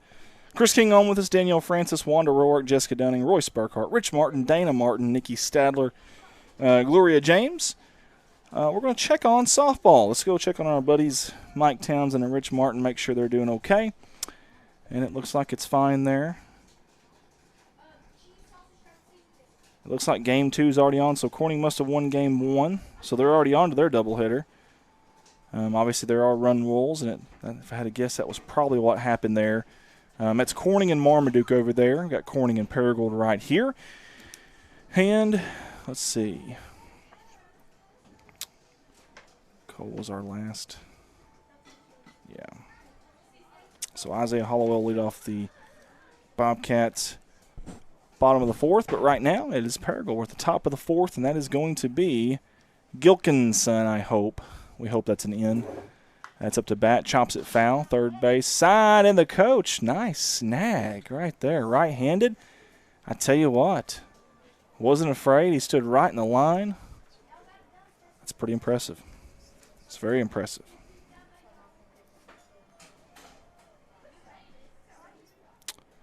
Now, Whitley, did you line them out? Yeah. Yeah, okay. 1-1 count as we got a little cloud cover. How about this? This probably feels good out there. I can't feel it in here, but probably feels good out there right now. It's been a warm day today. Not much wind. I have no idea how Raypert caught that one in his glove, but he did.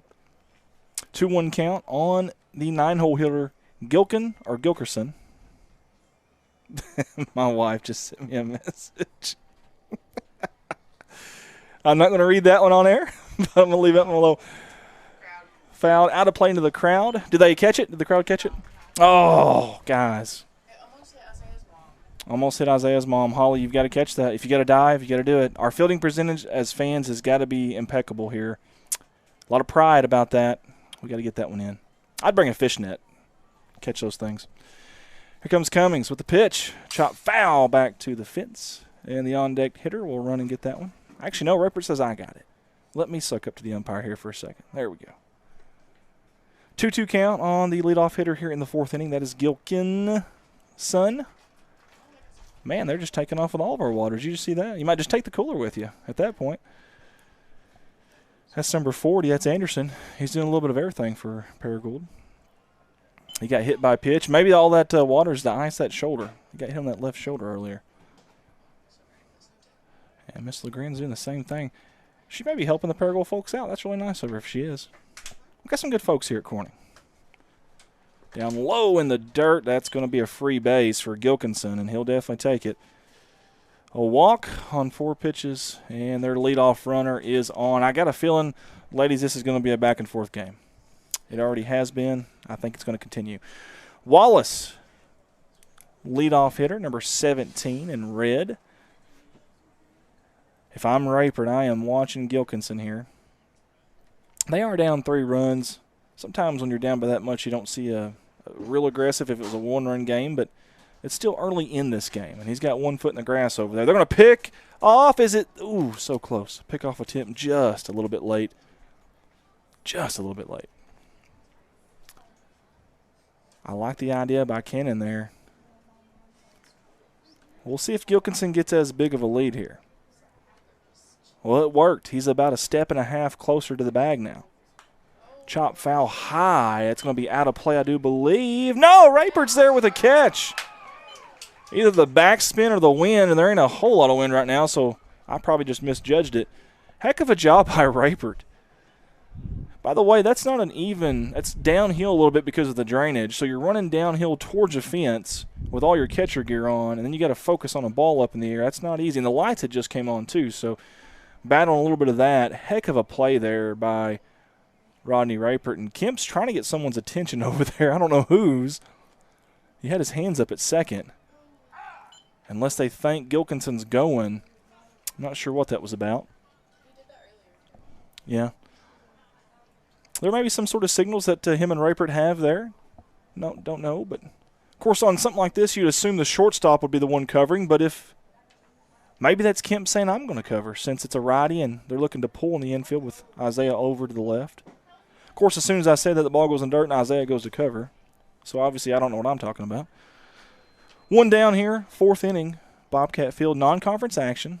The final home game of the season for our Bobcats and the final home game of the careers of our 4 seniors on this roster. Since that pickoff, Gilkinson has not gotten out near as far.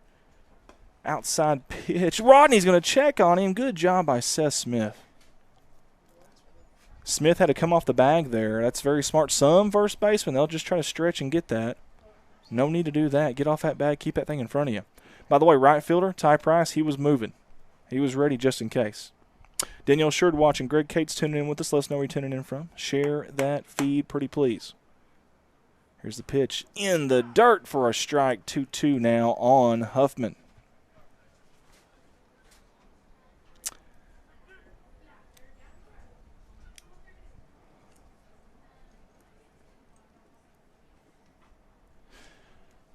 Huffing up for his second at bat of the day. Pitches outside, and it'll be a full count here. 7 versus 7 here, righty on righty. This will be the payoff pitch. It'll come out of the stretch for Cummings.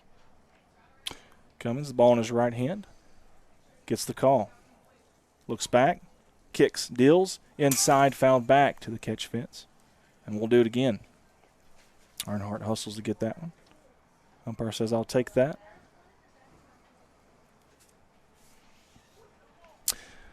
I'm going to say this gentleman here in the red over there, that must be Huffman's dad. He's over here filming his at-bats. You'd love to see that. Love to see the parents that involved, their kids. High, arching foul ball. I tell you, he's staying alive up there, is Huffman. Got to give him credit. Kyle Williams is tuned in with us.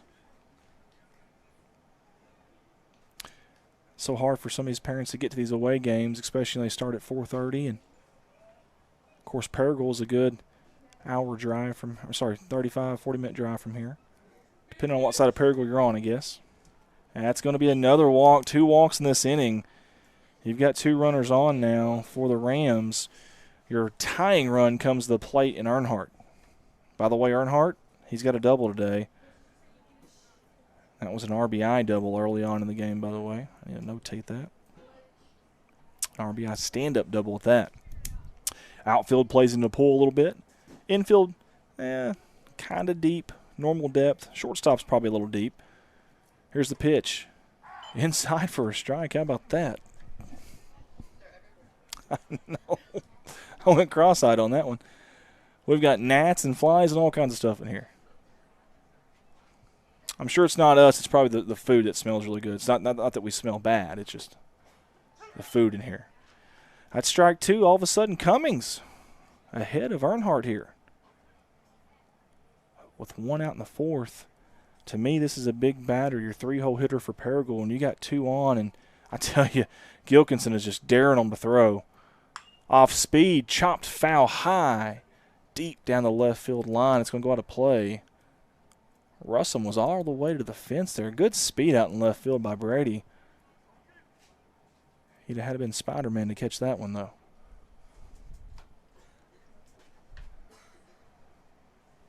We'll see if Cummings can sit him down here. 0-2 the count. Gilkinson may be going here. He's not. Almost deja vu. Fouled over the left side. Not as far this time.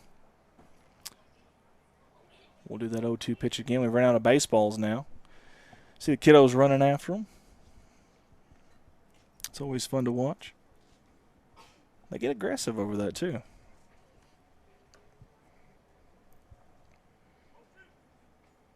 (8-5) is our score. Bobcats have done it by committee today. 4 different Bobcats have knocked in runs on the offensive side of things. Oh, what a pitch. That was nasty right there. That had a great hook action at the very end of it. Just didn't catch the plate. Awful close, though. That's a tough take by Earnhardt right there.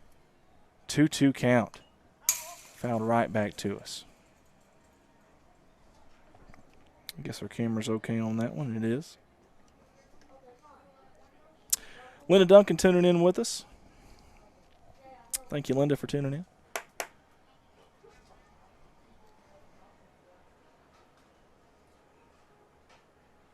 Decent lead for Gilkinson at second. He's in the grass.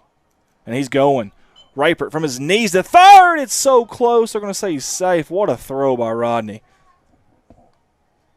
I tell you what, another half a second there, or another half a step, and he's out. But I tell you where Gilkinson got that one.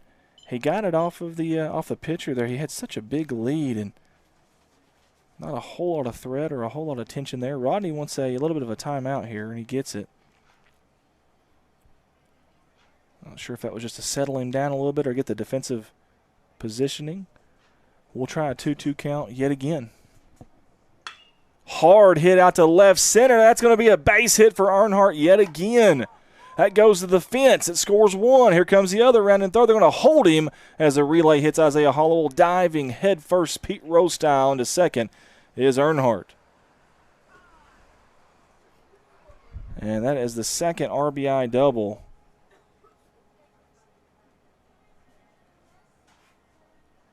That's all right. For Earnhardt. We're going to have a pitching change, it looks like. We'll see where Cannon goes. We'll see who comes in to throw, and then we'll see what happens in whatever position the pitcher comes from. There's a lot of switching around usually goes on here. Sometimes it works out good where your pitcher can play whatever position the next pitcher comes in does, but we'll see. They sent Seth Smith back to the dugout to change gloves, so I'm going to assume it's going to be him. And it is. It's going to be Seth, the lefty, on the mound. How about this? Kenneth, Mr. Bud Hill's on with us. Hope Mr. Bud Hill's doing good. I seen him this morning at the Jace Couch signing.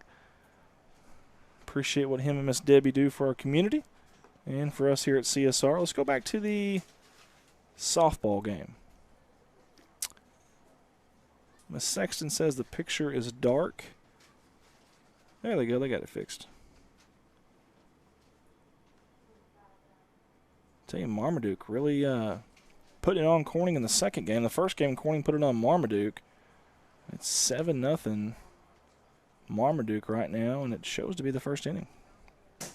Don't know if we can trust that or not, but either way. Seth will get his warm-up pitches, and while he does, we're going to mention our seniors again. Cannon Cummings, Isaiah Hollowell, Rodney Ripert, and Carson Dowdy. Your seniors today that are being honored one final time here at Bobcat Field in Corning, Arkansas. Cummings is actually squatted down back there. He's probably wore out from the pitching. He's probably happy to give that up to somebody else. Now, if I'm not mistaken, somebody's sitting down in center. I don't know who that is. Looks like it. That was Ty Price, who had came from right field. Cole Kemp's going to be at center. Brady will be at left. Now, I don't know who goes to first. Does Reed go to first here maybe? I'd say Reed or Dowdy. Dowdy's going left and Reed's going right, so I'm going to say Reed's going to first here. So Reed will take Seth's place at first base. Cannon goes to his typical second base position where he's very, very good at. We have a lot of faith in him there. It'll be lefty on lefty as Wynn, the cleanup hitter. Your cleanup hitter for the Paragould Rams comes on with 2 in scoring position. Chops the first one foul.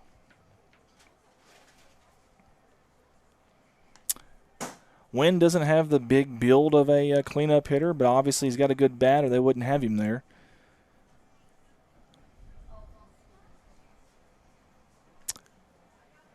He is also the first baseman for the Rams. Swung through that one. That was actually fouled back into the glove of Rodney Ripert. 0-2 count. in an 8-6 ball game. You're tying run at second right now in scoring position. The go-ahead at the plate. Seth buries that one in the dirt. Did he swing through it? I didn't realize that. Okay, that's going to be a strikeout. I apologize. I didn't even see the swing.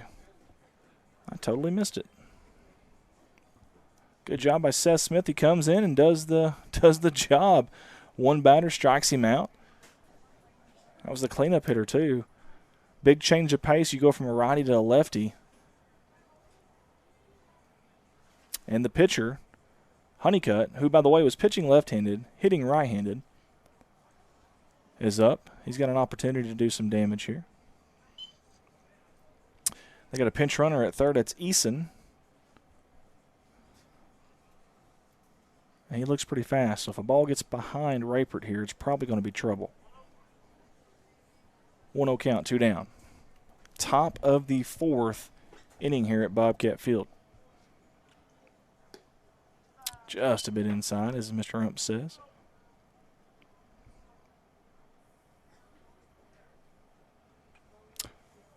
A lot of these umpires like to get down and really see that pitch. You see the wide stance there from the umpire. I like it. Strike called on the outside corner.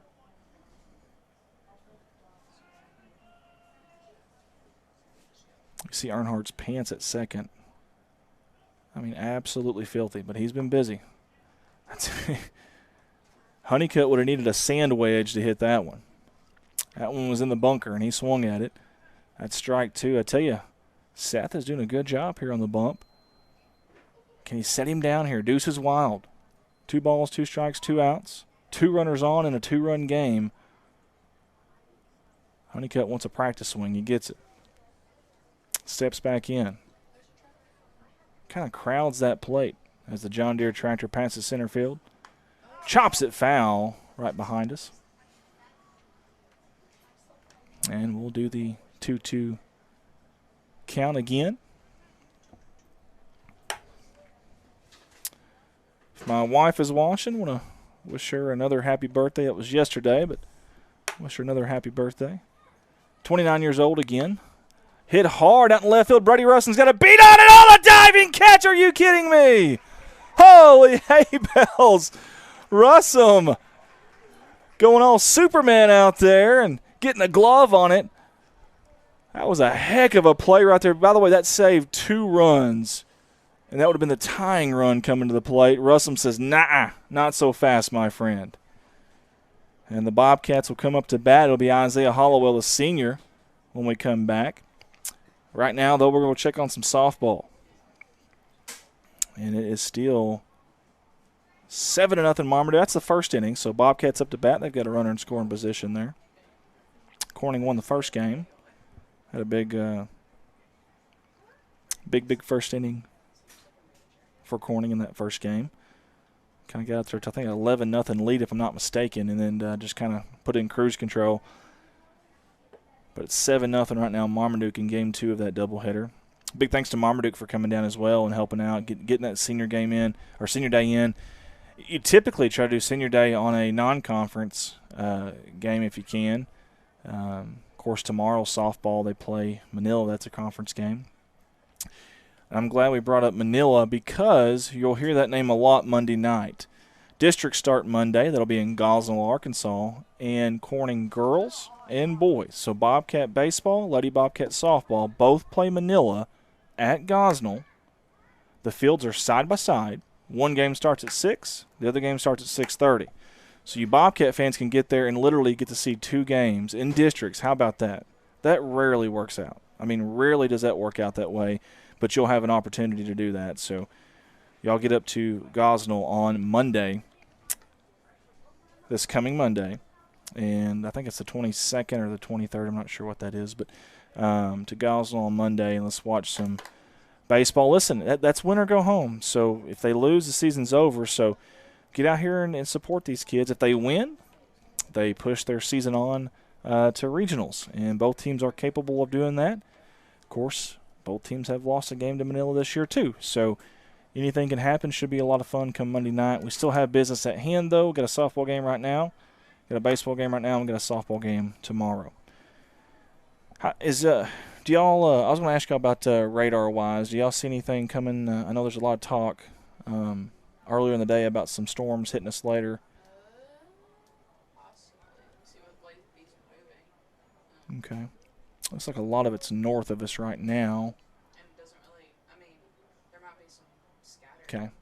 Nothing in a big line that's just obvious. Hollowell, hard hit to the shortstop. It's snagged, throw across the diamond, off the bag is the first baseman, and Hollowell ran it out.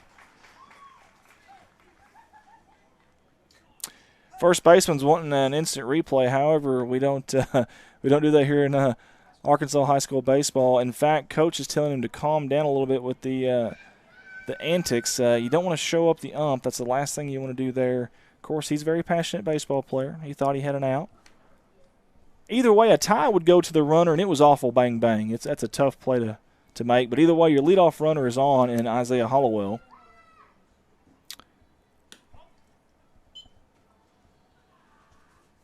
Hollowell is 2 for 3 today with an RBI on senior day. How about that?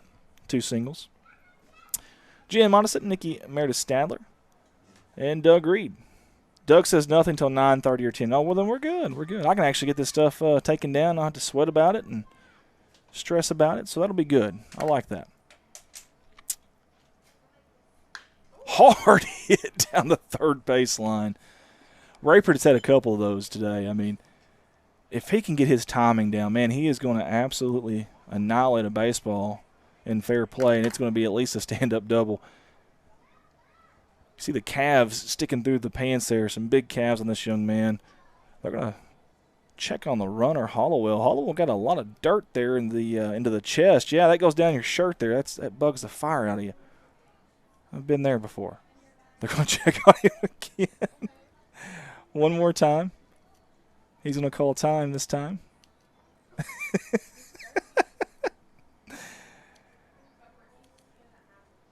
I don't know who cleans the jerseys, if the school does or if Mama and Dad do, but if Mama does, Holly's got a lot of work to do on Isaiah's. And did you see Rayford's reaction there? He didn't want that. He wanted a hit. Instead, he's going to get hit, but he'll at least get a bag for it. We've got your first 2 runners on here in the 4th inning for the Bobcats with a 2-run lead. And you get a freshman here, and Ty Price. He's got 2 seniors on the bag there in front of him. And they're going to be very antsy to get across home plate here in their final home game. That's Rodney's second walk of the game, by the way. Rayford just finds a way to get on base. High pitch. Or he was waving hi to somebody. Either way. 1-0 count. Anytime I hear a horn honk, I always just wave. You know, they're probably, yelling at me to get out of the way or speed up or something. I just kind of wave and smile.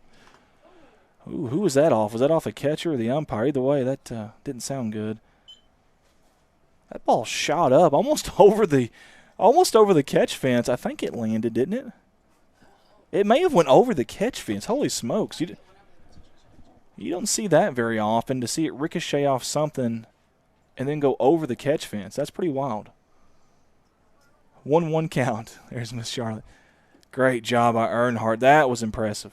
He slid a good 3 feet to the right side of home plate to stop that one. Price has got him a hitter's count here. 2-1. He's got 2 on with a 2-run lead. 15 and Gray. Watches another one high. 3-1 count now.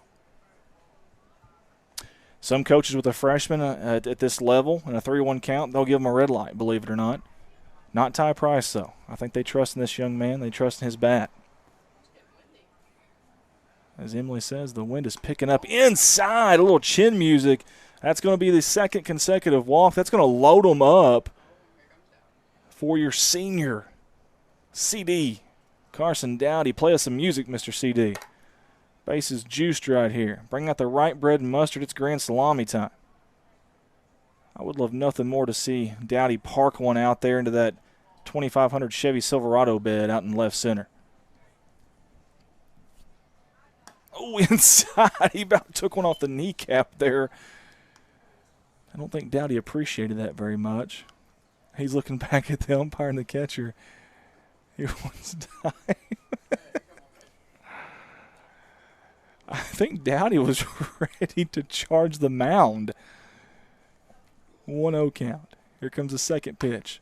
Chopped to the right side. First baseman snags it, tags the bag, comes home. It's going to score a run. Great job by Dowdy. That'll be 3 unassisted on the putout, but it's an RBI. And maybe more importantly, runs those movers over, or moves those runners over. Doesn't run those movers. It moves the runners over to second, third, both in scoring position for Brady Russell. Now, last time in this position, we've seen him show to bunt. We'll see if they do it again. No suicide squeeze this time. They're going to let Brady swing. Another freshman, Lonnie Jordan, said, let's go Bobcats. Lonnie, they're going right now.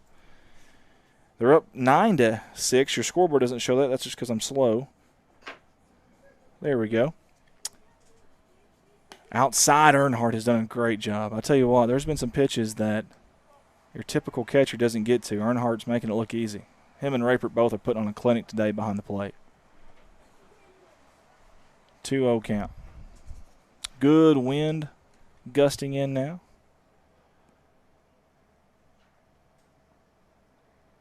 Here comes a pitch. Oh, my goodness. Behind him, here comes the runner.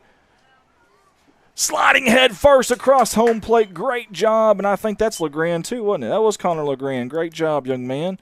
And just like that, it is 10-6 in favor of the Bobcats off a wild pitch from Huffman. Earnhardt says, let's go have a chat. I thought Brady's bat was going to clip that pitch. He had it up against his shoulders, and he moved forward. The ball was behind him, and his bat almost clipped it. That would have been a foul ball and a horrible break for Corning. It didn't, thank goodness. Instead, it's a run across the plate, and you've got Price that moved from second to third. You've got a 3-0 count here. Let's see what they let him do. Is this just an absolute red light here, or do you see what the freshman's saying to have? Let him swing away. Obviously, Huffman struggling to find the strike zone here. He's showing to bunt. If I had to guess, he's taking all the way here. Huffman pumps it in there for a strike. A little cheese at the knees, if you will. Fastball low. Trying to keep Price on at third. They're covered. My gosh, I'm losing my pen again. Here comes the pitch. Another one at the knees for a strike. Brady kind of looks back, shakes his head. He doesn't like that pitch. I don't blame him. Hey, if you got a pitch to take it if it's not your pitch. Full count now. Here comes the payoff. One down, runner at third. Righty on righty. Chop foul towards the Paragould dugout, and yet again the coach makes a play. He's 2 for 2 today out there. Bear hands it. Didn't have to move very far. It came right to him. Got a freshman at third, a freshman at the plate.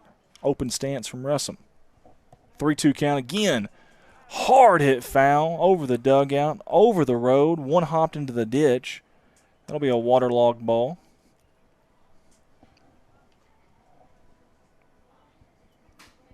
Nobody running after that one yet. We used to have the kiddos that would just fight over those things. It was a badge of honor. We'll try it again. 3-2. Chopped to the third baseman, 3-hopper. That's going to score a run. They throw across the diamond, and they get him in time, but Russell did his job there. Got an RBI.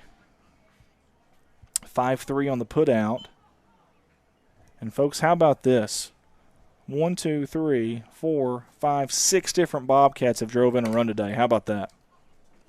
That is impressive. Here's an RBI for you. Here's an RBI for you. I feel like an Oprah Winfrey show up in here. Several Bobcats getting in the box score today. Cummings was hit by pitches last time up. 11-6 is your score, but I would not give up on Paragould. They have answered every single time. Bobcats have went on a little rally. They've came back the next inning and scored. Cummings chops this one high in the air. It's going to get out of play just barely down that left field line. Third baseman gave it a heck of a chase, so lost his hat about 10 foot into the chase. can't see who's playing third. Now, starting off, it was Luke. Can't tell if that's 10 or not. That was a heck of an effort, though. I think it is Luke at third. Good effort by that young man. 1-1 count, 2 outs, high and inside. We've seen some wild pitches here from Huffman. He'll throw 2 in a row, and then he'll come back and throw 2 strikes. We'll call him Vaughn, Wild Thing. He just needs the lightning bolt in the hair and the glasses and the cut-off sleeves, and he'll be good to go. Kaylee, Lauren Rogers watching, Blaine Jett, Mike Townsend, Diane Taylor tuning in with us. A good one here at Bobcat Field. Here comes the kick, the delivery. Almost a sidearm motion. It's going to be a walk. Cannon sees it go behind the catcher. He's going to round first really hard. He'll slow down there, though. And for the second straight at bat, Cannon Cummings finds himself at first base as the sun pops out. What are y'all singing? Oh. Here comes the sun, pretty mama. Is that right? It's good stuff. Is that the Beatles? Okay. Surprised you girls knew that song.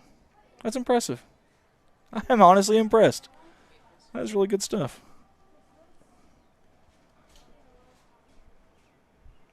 Cannon gets a decent lead over at first. Pitcher's going to step off. Looking back. Except Cannon never goes back. Now he does. They're going to throw at him. Cannon was almost daring him to throw that, and he finally does. Now, if we had to give an MVP today, there's several we could do it.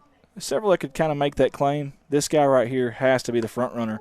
High, chopping, pop fly in the infield. Pitcher calls off everybody and gets the out, and that's out number 3 in the 4th inning. We played 4 innings of baseball here at Bobcat Field. It is Corning 11, Paragould 6. And we talked about Seth Smith. Flied out to the pitcher there. But he is 3 for 4 with 3 RBIs and a triple. I'd say that definitely would get some MVP of the day votes. Let's go check on our softball game real quick. It was a doubleheader over there today.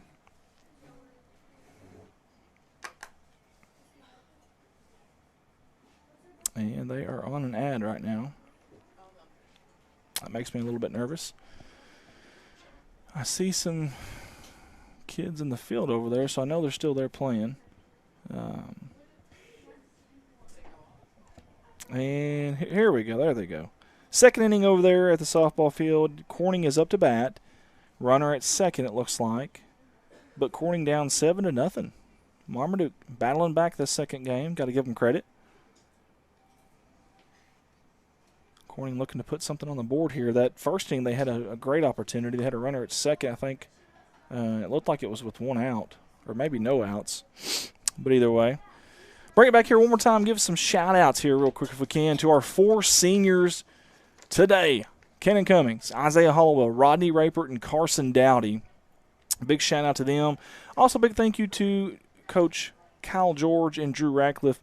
All that they do, obviously, for our baseball program and the kids, but also us here at CSR. I want to say thank you guys as well. Thank you to our awesome scoreboard ladies. They have worked really hard in here.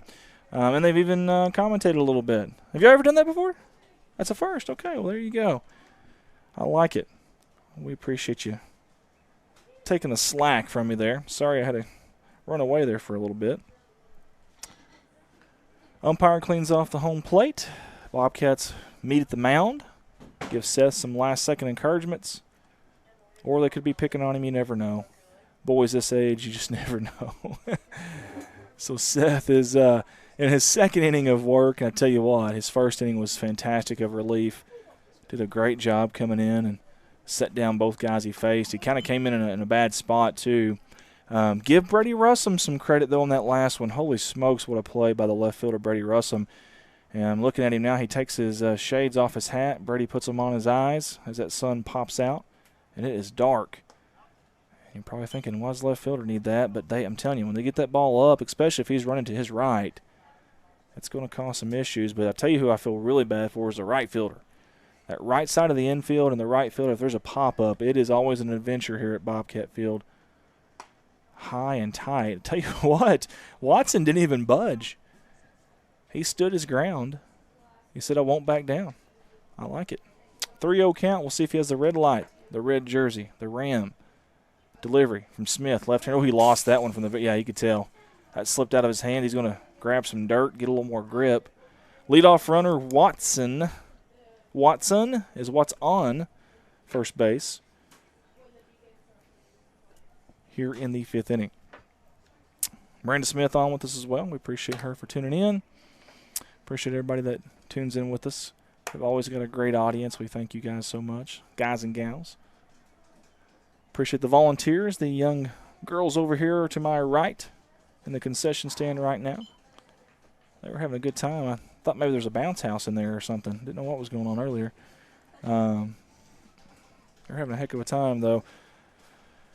If that's considered work, sign me up.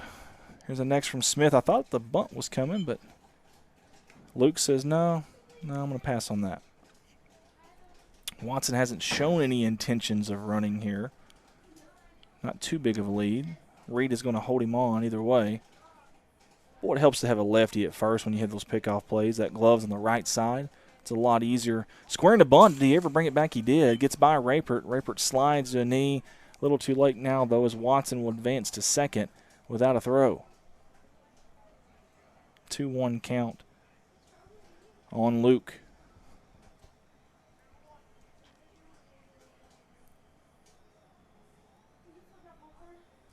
Luke struck out in the first, but then advanced to first with the low pitch. Had an RBI bunt in, I believe, the 3rd inning it was. That was their big inning, yeah. That's the one I blame the girls here for whenever I left. Their bad juju cost us some runs there. See, I can say that because they're not on the headset, so they can't defend themselves. That's the wonderful thing about this. Right down central from Seth Smith. How about that pitch? That was nice. Right down Main Street. Little Bob Seeger and the Silver Bullet Band. Full count. Here comes the payoff pitch. From the stretch, Smith. Got him! Good morning, good evening, good night, says Seth. 12 gauge unloaded on that one as Luke will take a seat. Caught him looking. Chad and Melissa Woolard on with us as well. Nikki Stadler. Kyle Williams. You see the numbers on the grass there. That is the numbers of the seniors, the 4 seniors playing their final game at home in a Bobcat uniform. They will have at least one more game in a Bobcat uniform come Monday night at Gosnell, Arkansas. And by the way, those games will be under the lights. 6 and 6:30 for baseball and softball. Can't remember which one's which. I should know that, but I don't. I think softball 6, baseball 6:30. Either way, if you get off work at 5, Gosnell not too far of a drive. You can still get there and catch most of the game. In fact, if the game before it is running a little bit late, you may not miss any of it. So get out there and let's support these kids, these boys and gals that wear Corning across their chest. Watson is leaning as far as he can back to second. That was an interesting little deal there. Let's see if he does it again out there at second. It's Watson in red. You get Anderson at the bat. It's his first strike on Anderson. Barehanded right-hand hitter with an open stance. Let's see if he does it. Kind of leans out there. Last time was a little bit more exaggerated. That goes off the hitter, so Watson's got to go back. Anderson's hit by pitch. And there'll be 2 on now with 1 out here in the 5th inning. Sue Roark's on with us. Thank you, Sue. Sue's a normal or typical viewer of us here. Joyce Huckabee says, watching girls on YouTube, boys on Facebook. That's awesome. She said it's got to be hard getting 2 games. It is. It's tough, especially baseball and softball because it's such an early start that a lot of our staff just can't get to these games. So nice pitch there to start the at-bat from Gilkinson from Seth Smith. Thank you, Joyce. I appreciate that. It really is tough.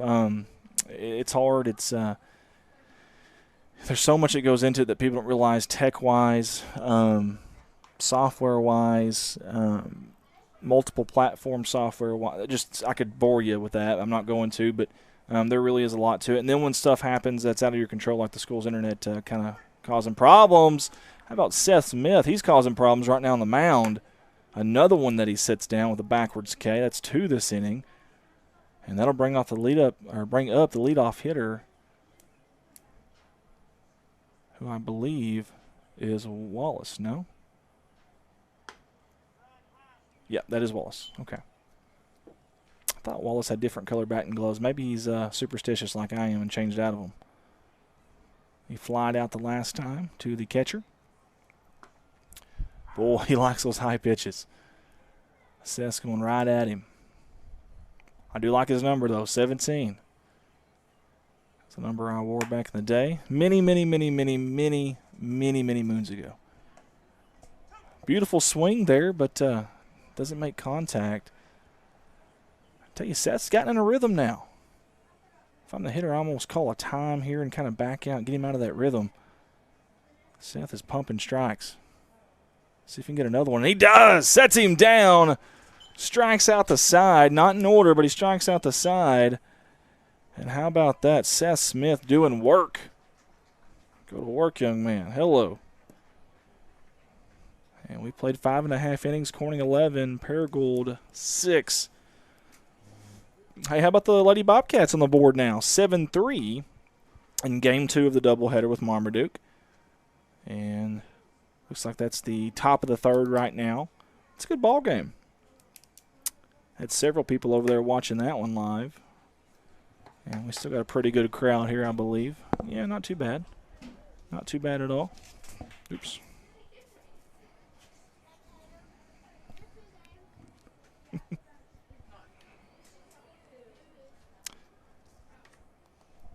I'm going to go grab me a soda. If I don't get back in time, can one of y'all jump on just in case? We'll cut the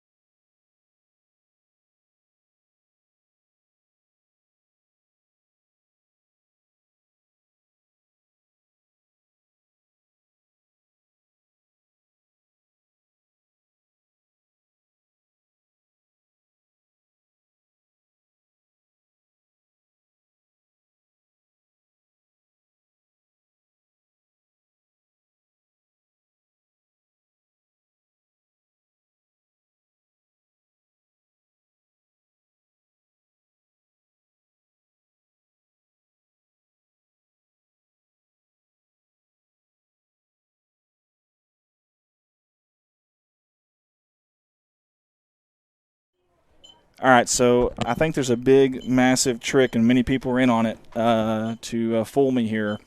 Evidently, that is the ball game. Your Bobcats win 11-6. I'm going to screenshot that so I don't forget the score. And we're going to play a B game? Yes, 2 innings. 2 innings. You are blinking. No. Y'all blink when you lie. Okay. Okay. All right. I want to trust you. I'm going to trust you. This will be the last inning, then we are playing 2 innings of a B game. So you knew earlier, No, but you didn't. Okay. Okay. All right. All right. By the way, these smell horrible, Well, but I'm hoping they taste great. they're freshly cooked, so they should Okay. Yeah. The hot dogs are also freshly cooked, so. They smell just as good. I'm going to go fix our camera real quick. I'll be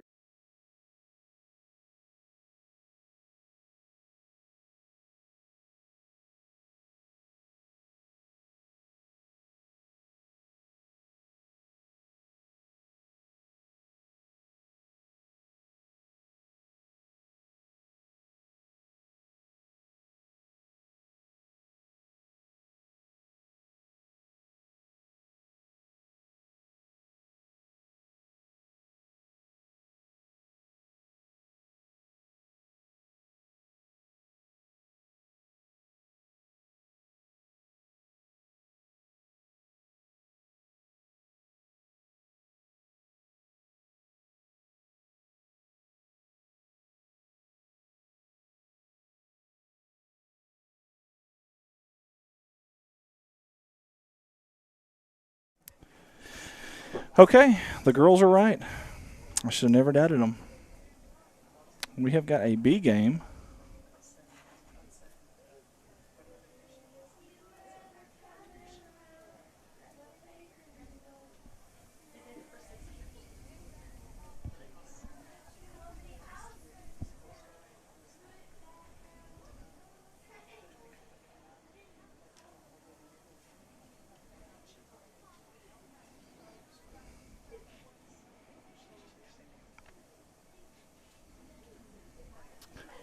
All right, guys, I'm going to try to get these girls, the audio from these girls singing.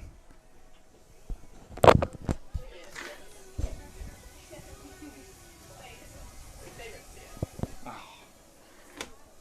done singing now. What is this?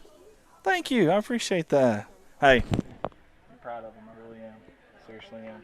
Hey, who washes the jerseys? Is it the team, I guess? They don't make parents do that? Okay, good, because he's freaking filthy. Oh, no.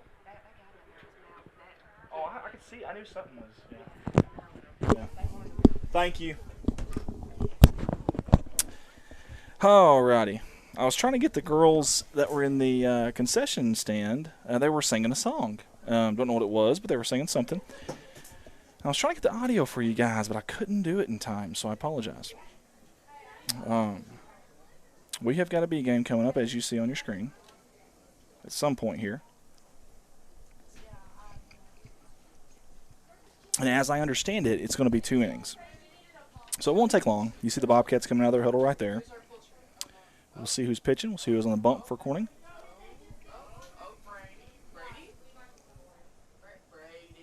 Was that who y'all were guessing? Yes. Brady's going to go on the bump.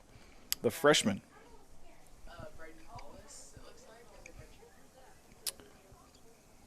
I think that's right. Braden Hollis catching, as Emily so quickly pointed out.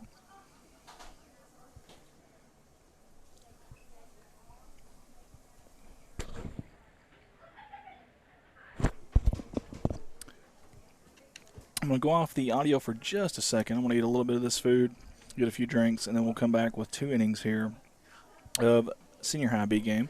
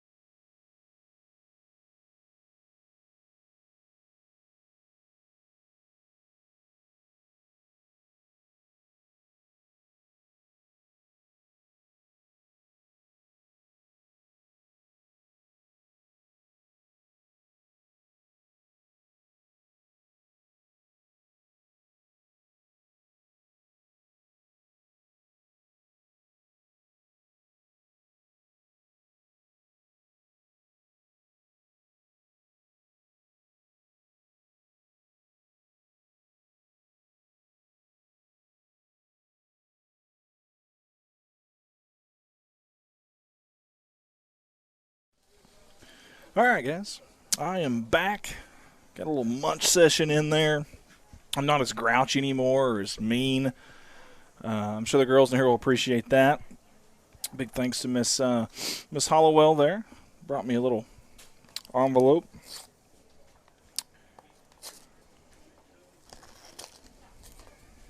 I think it's going to be a card that says, you know what? We really don't like you. Okay, then. No, I'm kidding. How about this? I like it. Little graduation card there. Great picture of my good buddy Isaiah Hollowell.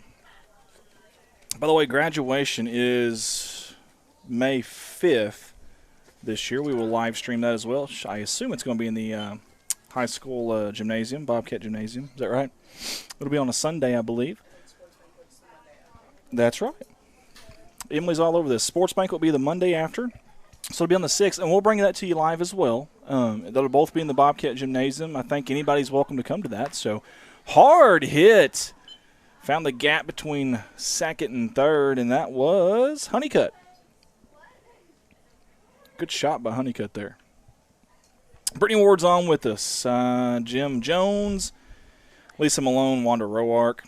Brittany, you're probably wondering for our final stat graphic, I think it was 11-6 was the final. Is that right?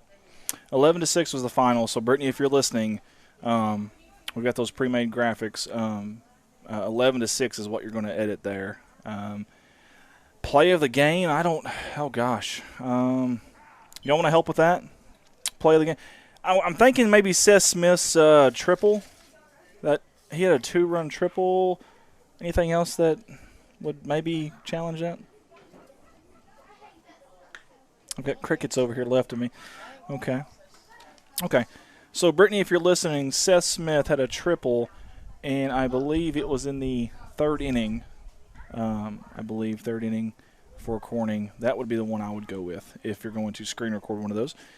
By the way, I haven't been calling any of this big game. I apologize. And in a hurry, Paragould has 2 runners on in scoring position here with no outs. And coming up now is Earnhardt. And this kid can absolutely rake.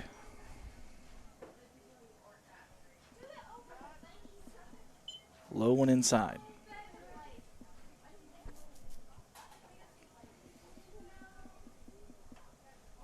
Brady, a right-hander. Pitching to a right-hander at the plate. High pop-up. That's going to be shallow left center. Coming in a hurry, making the catch. Is that – I don't know who that was. Tagging up for Paragould. Those going to score a run. I think it's LeGrand out there. I'm pretty sure, but I'm not 100% sure. I guess pretty sure is better than somewhat sure. Either way, it's going to score a run for Paragould, 1-0 here in this B game. Umpire does a great job there. Cleans off the plate as I believe Huffman comes to bat. And I believe that Paragould only has 10 players. So I know you're probably seeing familiar names from the first game, but thinking, why are they playing them in a B game? Well, they're kind of like us. They don't have a huge bench as far as numbers go. I think we've got 3 or 4. We've got 4. Yeah, Braden Hollis, Connor LeGrand, Jake Veneta, and David Rapert are in our dugout today, and I believe some of these boys are out there right now. Actually, I see David Rapert, and I see LeGrand. Hollis behind the plate. Jake Veneta's at first, I believe, so those boys are out there right now, so that's good. It is that time of year here in Northeast Arkansas. I see a lot of tractors going by out there. That went off the knob. Oh, Huffman's like, I can't catch a break. Oh, it didn't hit him in the hand. Didn't go in for a ball. Instead, there's only 3 different outcomes there. It hit off the knob of the bat, and that's a foul ball and a strike. How about that? That's just how Brady drew it up. Hard hit out towards the left field side. It's going to go foul. Couldn't tell who was chasing that down there. I don't even know who's in left field right now, but we're going to figure it out. Chris Murray says, I missed the last few innings of the A game. What was the score? Chris, we believe it was 11-6. So it was kind of called pretty quick. And the girls next to me actually knew all about it and then just disclosed that information the last minute. Let's see how they are. No, I'm kidding. Who? Reed McMasters? Okay. Well, good hustle out there by Reed on that last foul ball. But, Chris, 11-6 was our final, so we'll give that win to the Bobcat A team. We've got the B game now. That's chop foul. That was really low. I don't know how Huffman even got the bat on that ball, honestly. He almost stepped on home plate when he did that. That's a big no-no. Here comes a payoff pitch from Brady Russell, the freshman. Another one, same location almost.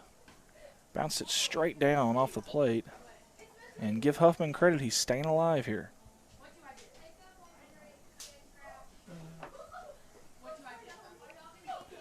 Righty on righty here. Oh, pull the string. Yes, sir, you betcha. Russell says, take a seat, young man.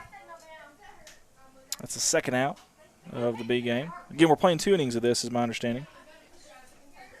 Chris says, thank you. Way to go, Bobcats. Amen, Chris. I love old Chris Murray. He's a good dude. I like old Chris Murray. Appreciate you tuning in, Chris. Apologize today, but I don't have the normal. Usually when I'm here, we've got like 4 or 5 different cameras or even 6 different cameras and nice graphics and all this stuff, but not today. Not today, unfortunately. That ball's right back to Russell. Good job. Second effort there, and he gets him. All right, Russell gets out of the top half of the first, only giving up 1 run. We'll take that because it certainly looked a lot worse there early on. Paragould 1 in this B game, Corning 0. Let's go check on the doubleheader, the softball game. Just right across the way, maybe 75 yards across right field there. It is 7-5 in the third inning. It's the bottom of the third. Corning's up to bat. They've got a runner at second. So it looks like the tying runs at the plate there for the Bobcats. This is the game number 2 of the doubleheader. Corning won the first one. Had a pretty big win, actually. Ooh, I think that batter got hit. No? Maybe it didn't hit her. Wow. Somehow our Lady Bobcat softball player didn't get hit on that pitch. It was extremely inside. Went behind her there. I thought it hit her. And Rich Martin and Mike Townsend are on the call on that game. We appreciate them. Also appreciate Colton Luddyman from afar, all of his help.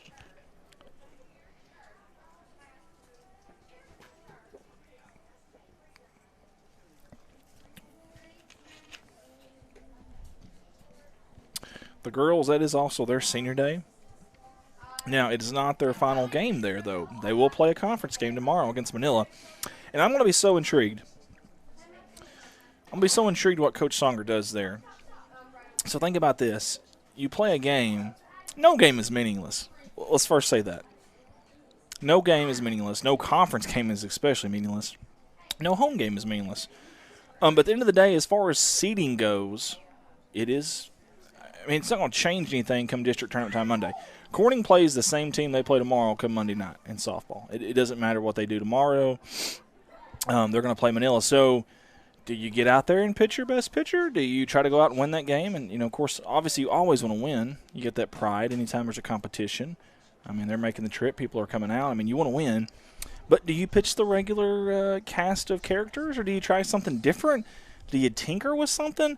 I really don't know what you do there. I'd hate to be a coach in that situation. By the way, bases are loaded for Corning there at 7-6, bottom of the third. By the way, that's on CSR Facebook and YouTube right now.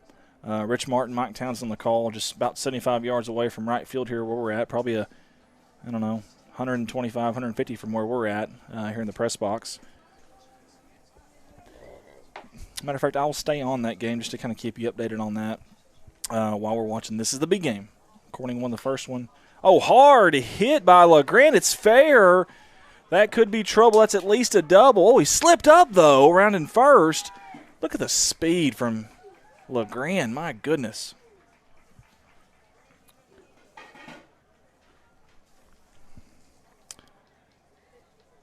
That's Connor LeGrand Pricks out there, or LeGrand Dam. That's a Pontiac muscle car flying down to second base. He stumbled around first and somehow kept his footing. I thought he was going to fall face first. He did not. Great balance, young man, after a really good hit. And I mean a really good hit. How about that to lead off things? See if the Bobcats can keep the conveyor belt moving here. Got Braden Hollis up the righty with the blue bat and gloves. A balanced stance here from Hollis. Nice. He goes down and golfs it up. It's going to go right to the shortstop, though. I tell you what, those low pitches when I was younger were really hard to hold off on. And that's a hard one to hit. Now, I credit him. He did get to it, put the barrel on it. Of course, when it's that low, it's hard to get a lot of power on that thing. He pops up to the shortstop, and that'll be the first out here in the top half of the first inning. Corning's got that runner at second. That's Connor LeGrand. And they've got Jake Veneta up now to the plate. Boy, Jake's got a good stance on him. Tall kid, lanky. You're fine, buddy. You're fine. Tall kid, lanky, long arms. Chokes up the bat a little bit here. A little bit of a bend at the knees there. Here comes the pitch. In the dirt, I think LeGrand's going. He is. Man, I'd like to know, does LeGrand run track? No. I thought you ran districts. Maybe not. I don't know. I okay. I love it. No, he doesn't. No, maybe he did. No, I don't know.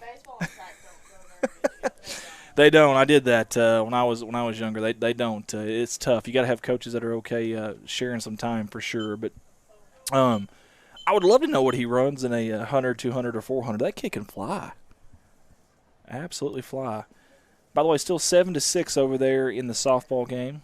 Still the bottom of the third. Corning still at the bat, and the bases look like they're still loaded. So, hey, Jake draws a walk. He'll go over to the first. We'll watch him trot over to first with that camera view as David Rapert comes to the plate. See if we can get something going here for the Bobcats. You got 2 on. We'll see if Jake is running on this pitch.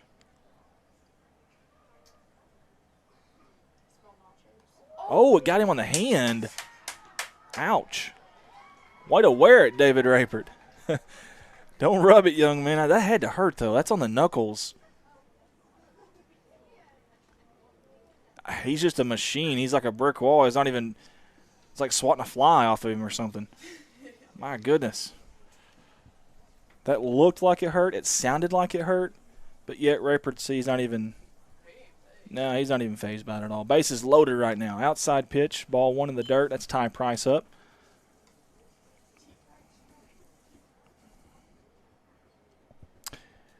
Oops, I got you on the right camera. I thought I had you on the wrong camera. Okay, we're good. We are good. 1-0 is your score. Pitching is Gilkinson for Paragould.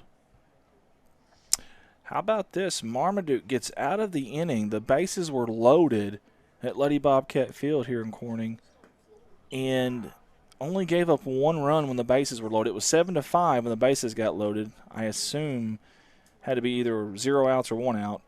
Because I've seen 2 outs made up to that, and only give up 1 run. It's still 7-6 lead there for Marmaduke. That's a nail biter about to go into the 4th inning.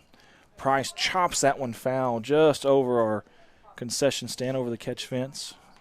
That might 2-hop a car back there, depending on how far back they're parked.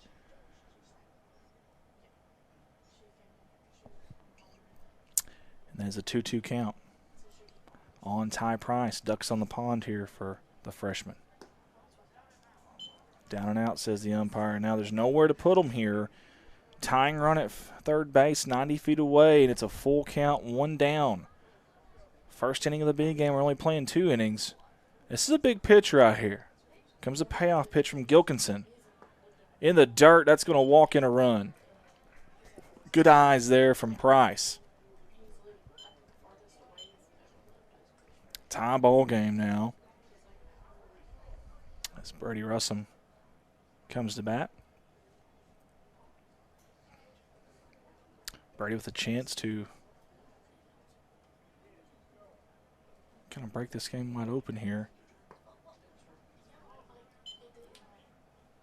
I tell you, I like the leadoffs from these youngsters. You got Veneta over there at third. Coach Ratcliffe really coaching him up right now. I like that too. Yeah, David Rapert at second. David was about 2 steps into the grass. There he goes again. Look at him. I like it. Russum, past the third baseman, shortstop dives. He's going to throw across the diamond. 1-hop it off the bag is the first baseman. That's going to be an RBI single for Brady, and that's the go-ahead run right now in this ball game too. 2-1 Bobcats. Great job, Brady Russum. I'm really impressed with these freshmen for Corning. Of course, several of them here in the B game, but I even mean the A game. You know, Price and Russum, both were, I think both had combined 2 RBIs. As Dowdy hits a hard liner over the first out. They're going to throw it home and get Rapert out. It'll be 3-2 double play, and that'll end the inning. Good job by the Paragould defense right there. We played 1 inning here in the B game. It's Corning 2, Paragould 1. But again, these freshmen have accounted for 2 RBIs and 3 hits, and they've been on base 4 times in the A game, and they both just got on base there. So kudos to them, and kudos to these other freshmen getting in there. You've seen Braden Hollis, Connor LeGrand, Jake Veneta, David Rapert all doing great there. I know Hollis's hit couldn't quite get past the shortstop, but that was a tough pitch to handle, and He's still got a piece of it. That was loud. What was that? Remember, 2 innings of play here. Now, I'm curious, though, if we're ahead after this inning, if they'll still let Corning bat or not. That'll be interesting. They said 2 innings, right? Yes. 2? Okay. I've liked having y'all's help today. I really have. I usually sit out there, but I didn't know if the rain was going to hit, so I sat in here. I kind of liked it. I think I'm going to start doing this from now on. I don't know if you gals will be here next year or not, but I kind of like it in here. I wish we had a fan, though. Yeah. We need a fan back here for sure. I'll work on that next year. Second of 2 innings here for the B game. Bobcat Field. We got a new pitcher on the bump. That is Ty Price, the freshman. We went from freshman Russell to freshman Price. Again, Corning only has about, I think, 13, maybe 14 players total.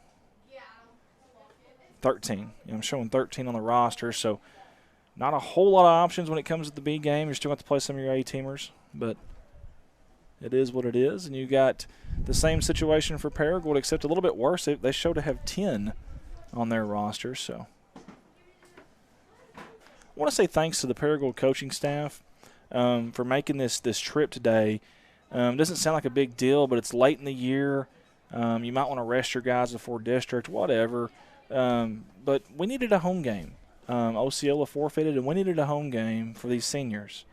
And big kudos to Paragould for stepping up. And kudos to Coach Kyle George for doing whatever he could to make it happen. He could easily said, no, we'll honor them before whatever the next game is in our own way, or we'll do something. So, he could have done that. But, no, he decided not to. He decided to do everything he could to get a game.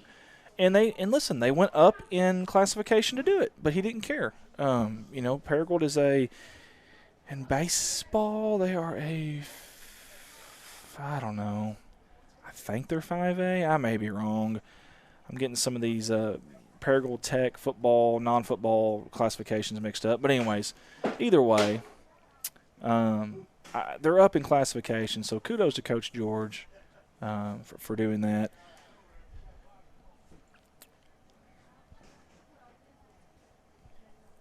But, yeah, getting these seniors one last chance to play here on Bobcat Field, I love that. And unfortunately, Tuesday, the weather looked so rough, and you had a team coming from a pretty good ways away, and kind of had to protect them too, make sure that they, didn't start off and make that long trip for nothing and have that long trip home through all that. And so I'm glad we were able to get this game in today, and don't believe they have any away games or anything tomorrow. I believe it's going to be this game and then districts Monday, and I'm hoping we can keep our season alive after Monday night. And we're hoping a lot of fans there. What a nasty curve from Price. He sits down Watson. Watson's only been sit down one time today in the A game. Ty's got a smile on his face after that one. That was a heck of a hook. Man. 1-0 count here on Eason. Eason's got that blue sleeve on the left hand, or left arm, I should say. The righty, open stance, good bend at the knees.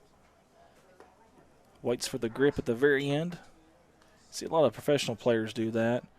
They always say you don't want to hold that barrel too hard. You don't want to have too hard of a grip. Watch his hands, kind of open now. I think a lot of people are different with that.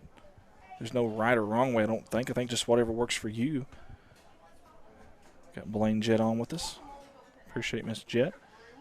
Outside, almost snagged there. Tell you what, he tried everything he could there was Hollis. I don't know how you got that far out that quick. That's a pretty good job.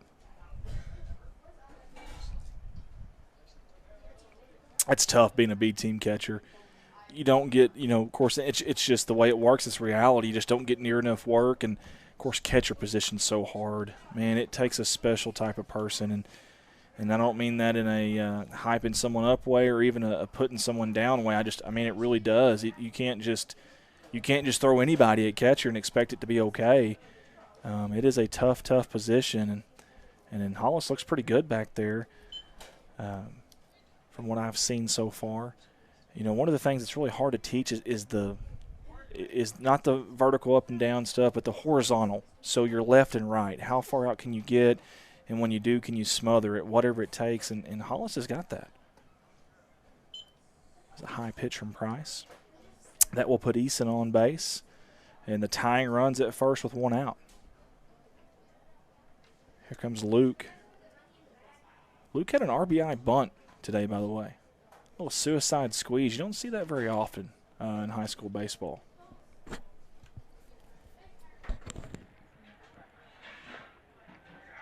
In fact, you don't see it very often at all on any level.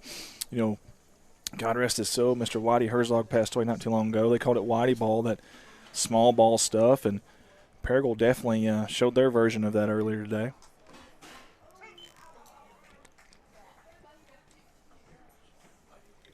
Tell you what, Ty Price really going after Luke here. Pumping strikes. 0-2 count here, one down. The righty with no gloves. I love it. He's looking to bunt. And a strike three. Curveball on the outer edge. Good morning, good afternoon, good night. How about that? 2 strikeouts in this inning from Ty Price. So 2 down. Remember, 2-inning game. The last chance for Paragould. Gilkinson, pop fly out to center. LeGrand's tracked it. He's under it. He catches it for the last out, and Corning's going to win the B game as well. We'll see if they let them bat or not. Sometimes with the B game they may. I don't know. Of course, there are storms en route tonight, too. Paragould's got a little bit of a drive. They going to let them hit? They going to let them hit, too? Okay. No? Okay. Okay. That's okay. That's all right. Hey, they actually took over when I had to go help at softball, and they took – and I don't know. Nothing was broke. No one complained. We seemed to – yeah, the world didn't cave in, so I guess we're all right. Yeah. That's right. That's right. They don't know it. They got full-time jobs now. Congratulations to the Corning High School A team and B team tonight on their big wins over Paragould. A team won 11-6, and the B team won 2-1. Good day to be a Bobcat. Let's do this now. Let's check on the softball game. Of course, you can check on it just as easy as I can. You can simply go to Facebook or YouTube, Corning Sports Report, and you can check on it yourself. But I'm going to do it for you right now if you're still with me, if you're still listening. 7-6 Marmaduke in the 4th inning. That's a nail-biter right now. In fact, I'm going to shut this down. Guys, if that's okay with y'all, I'm going to shut this down. And I'm going to go out there to that game and catch it with our buddies Mike Townsend and Rich Martin, if you guys don't mind me doing that. I know usually we go straight to the ad video, but I think that's what I'm going to do. I think I'm going to get out there, check that game out with our friends.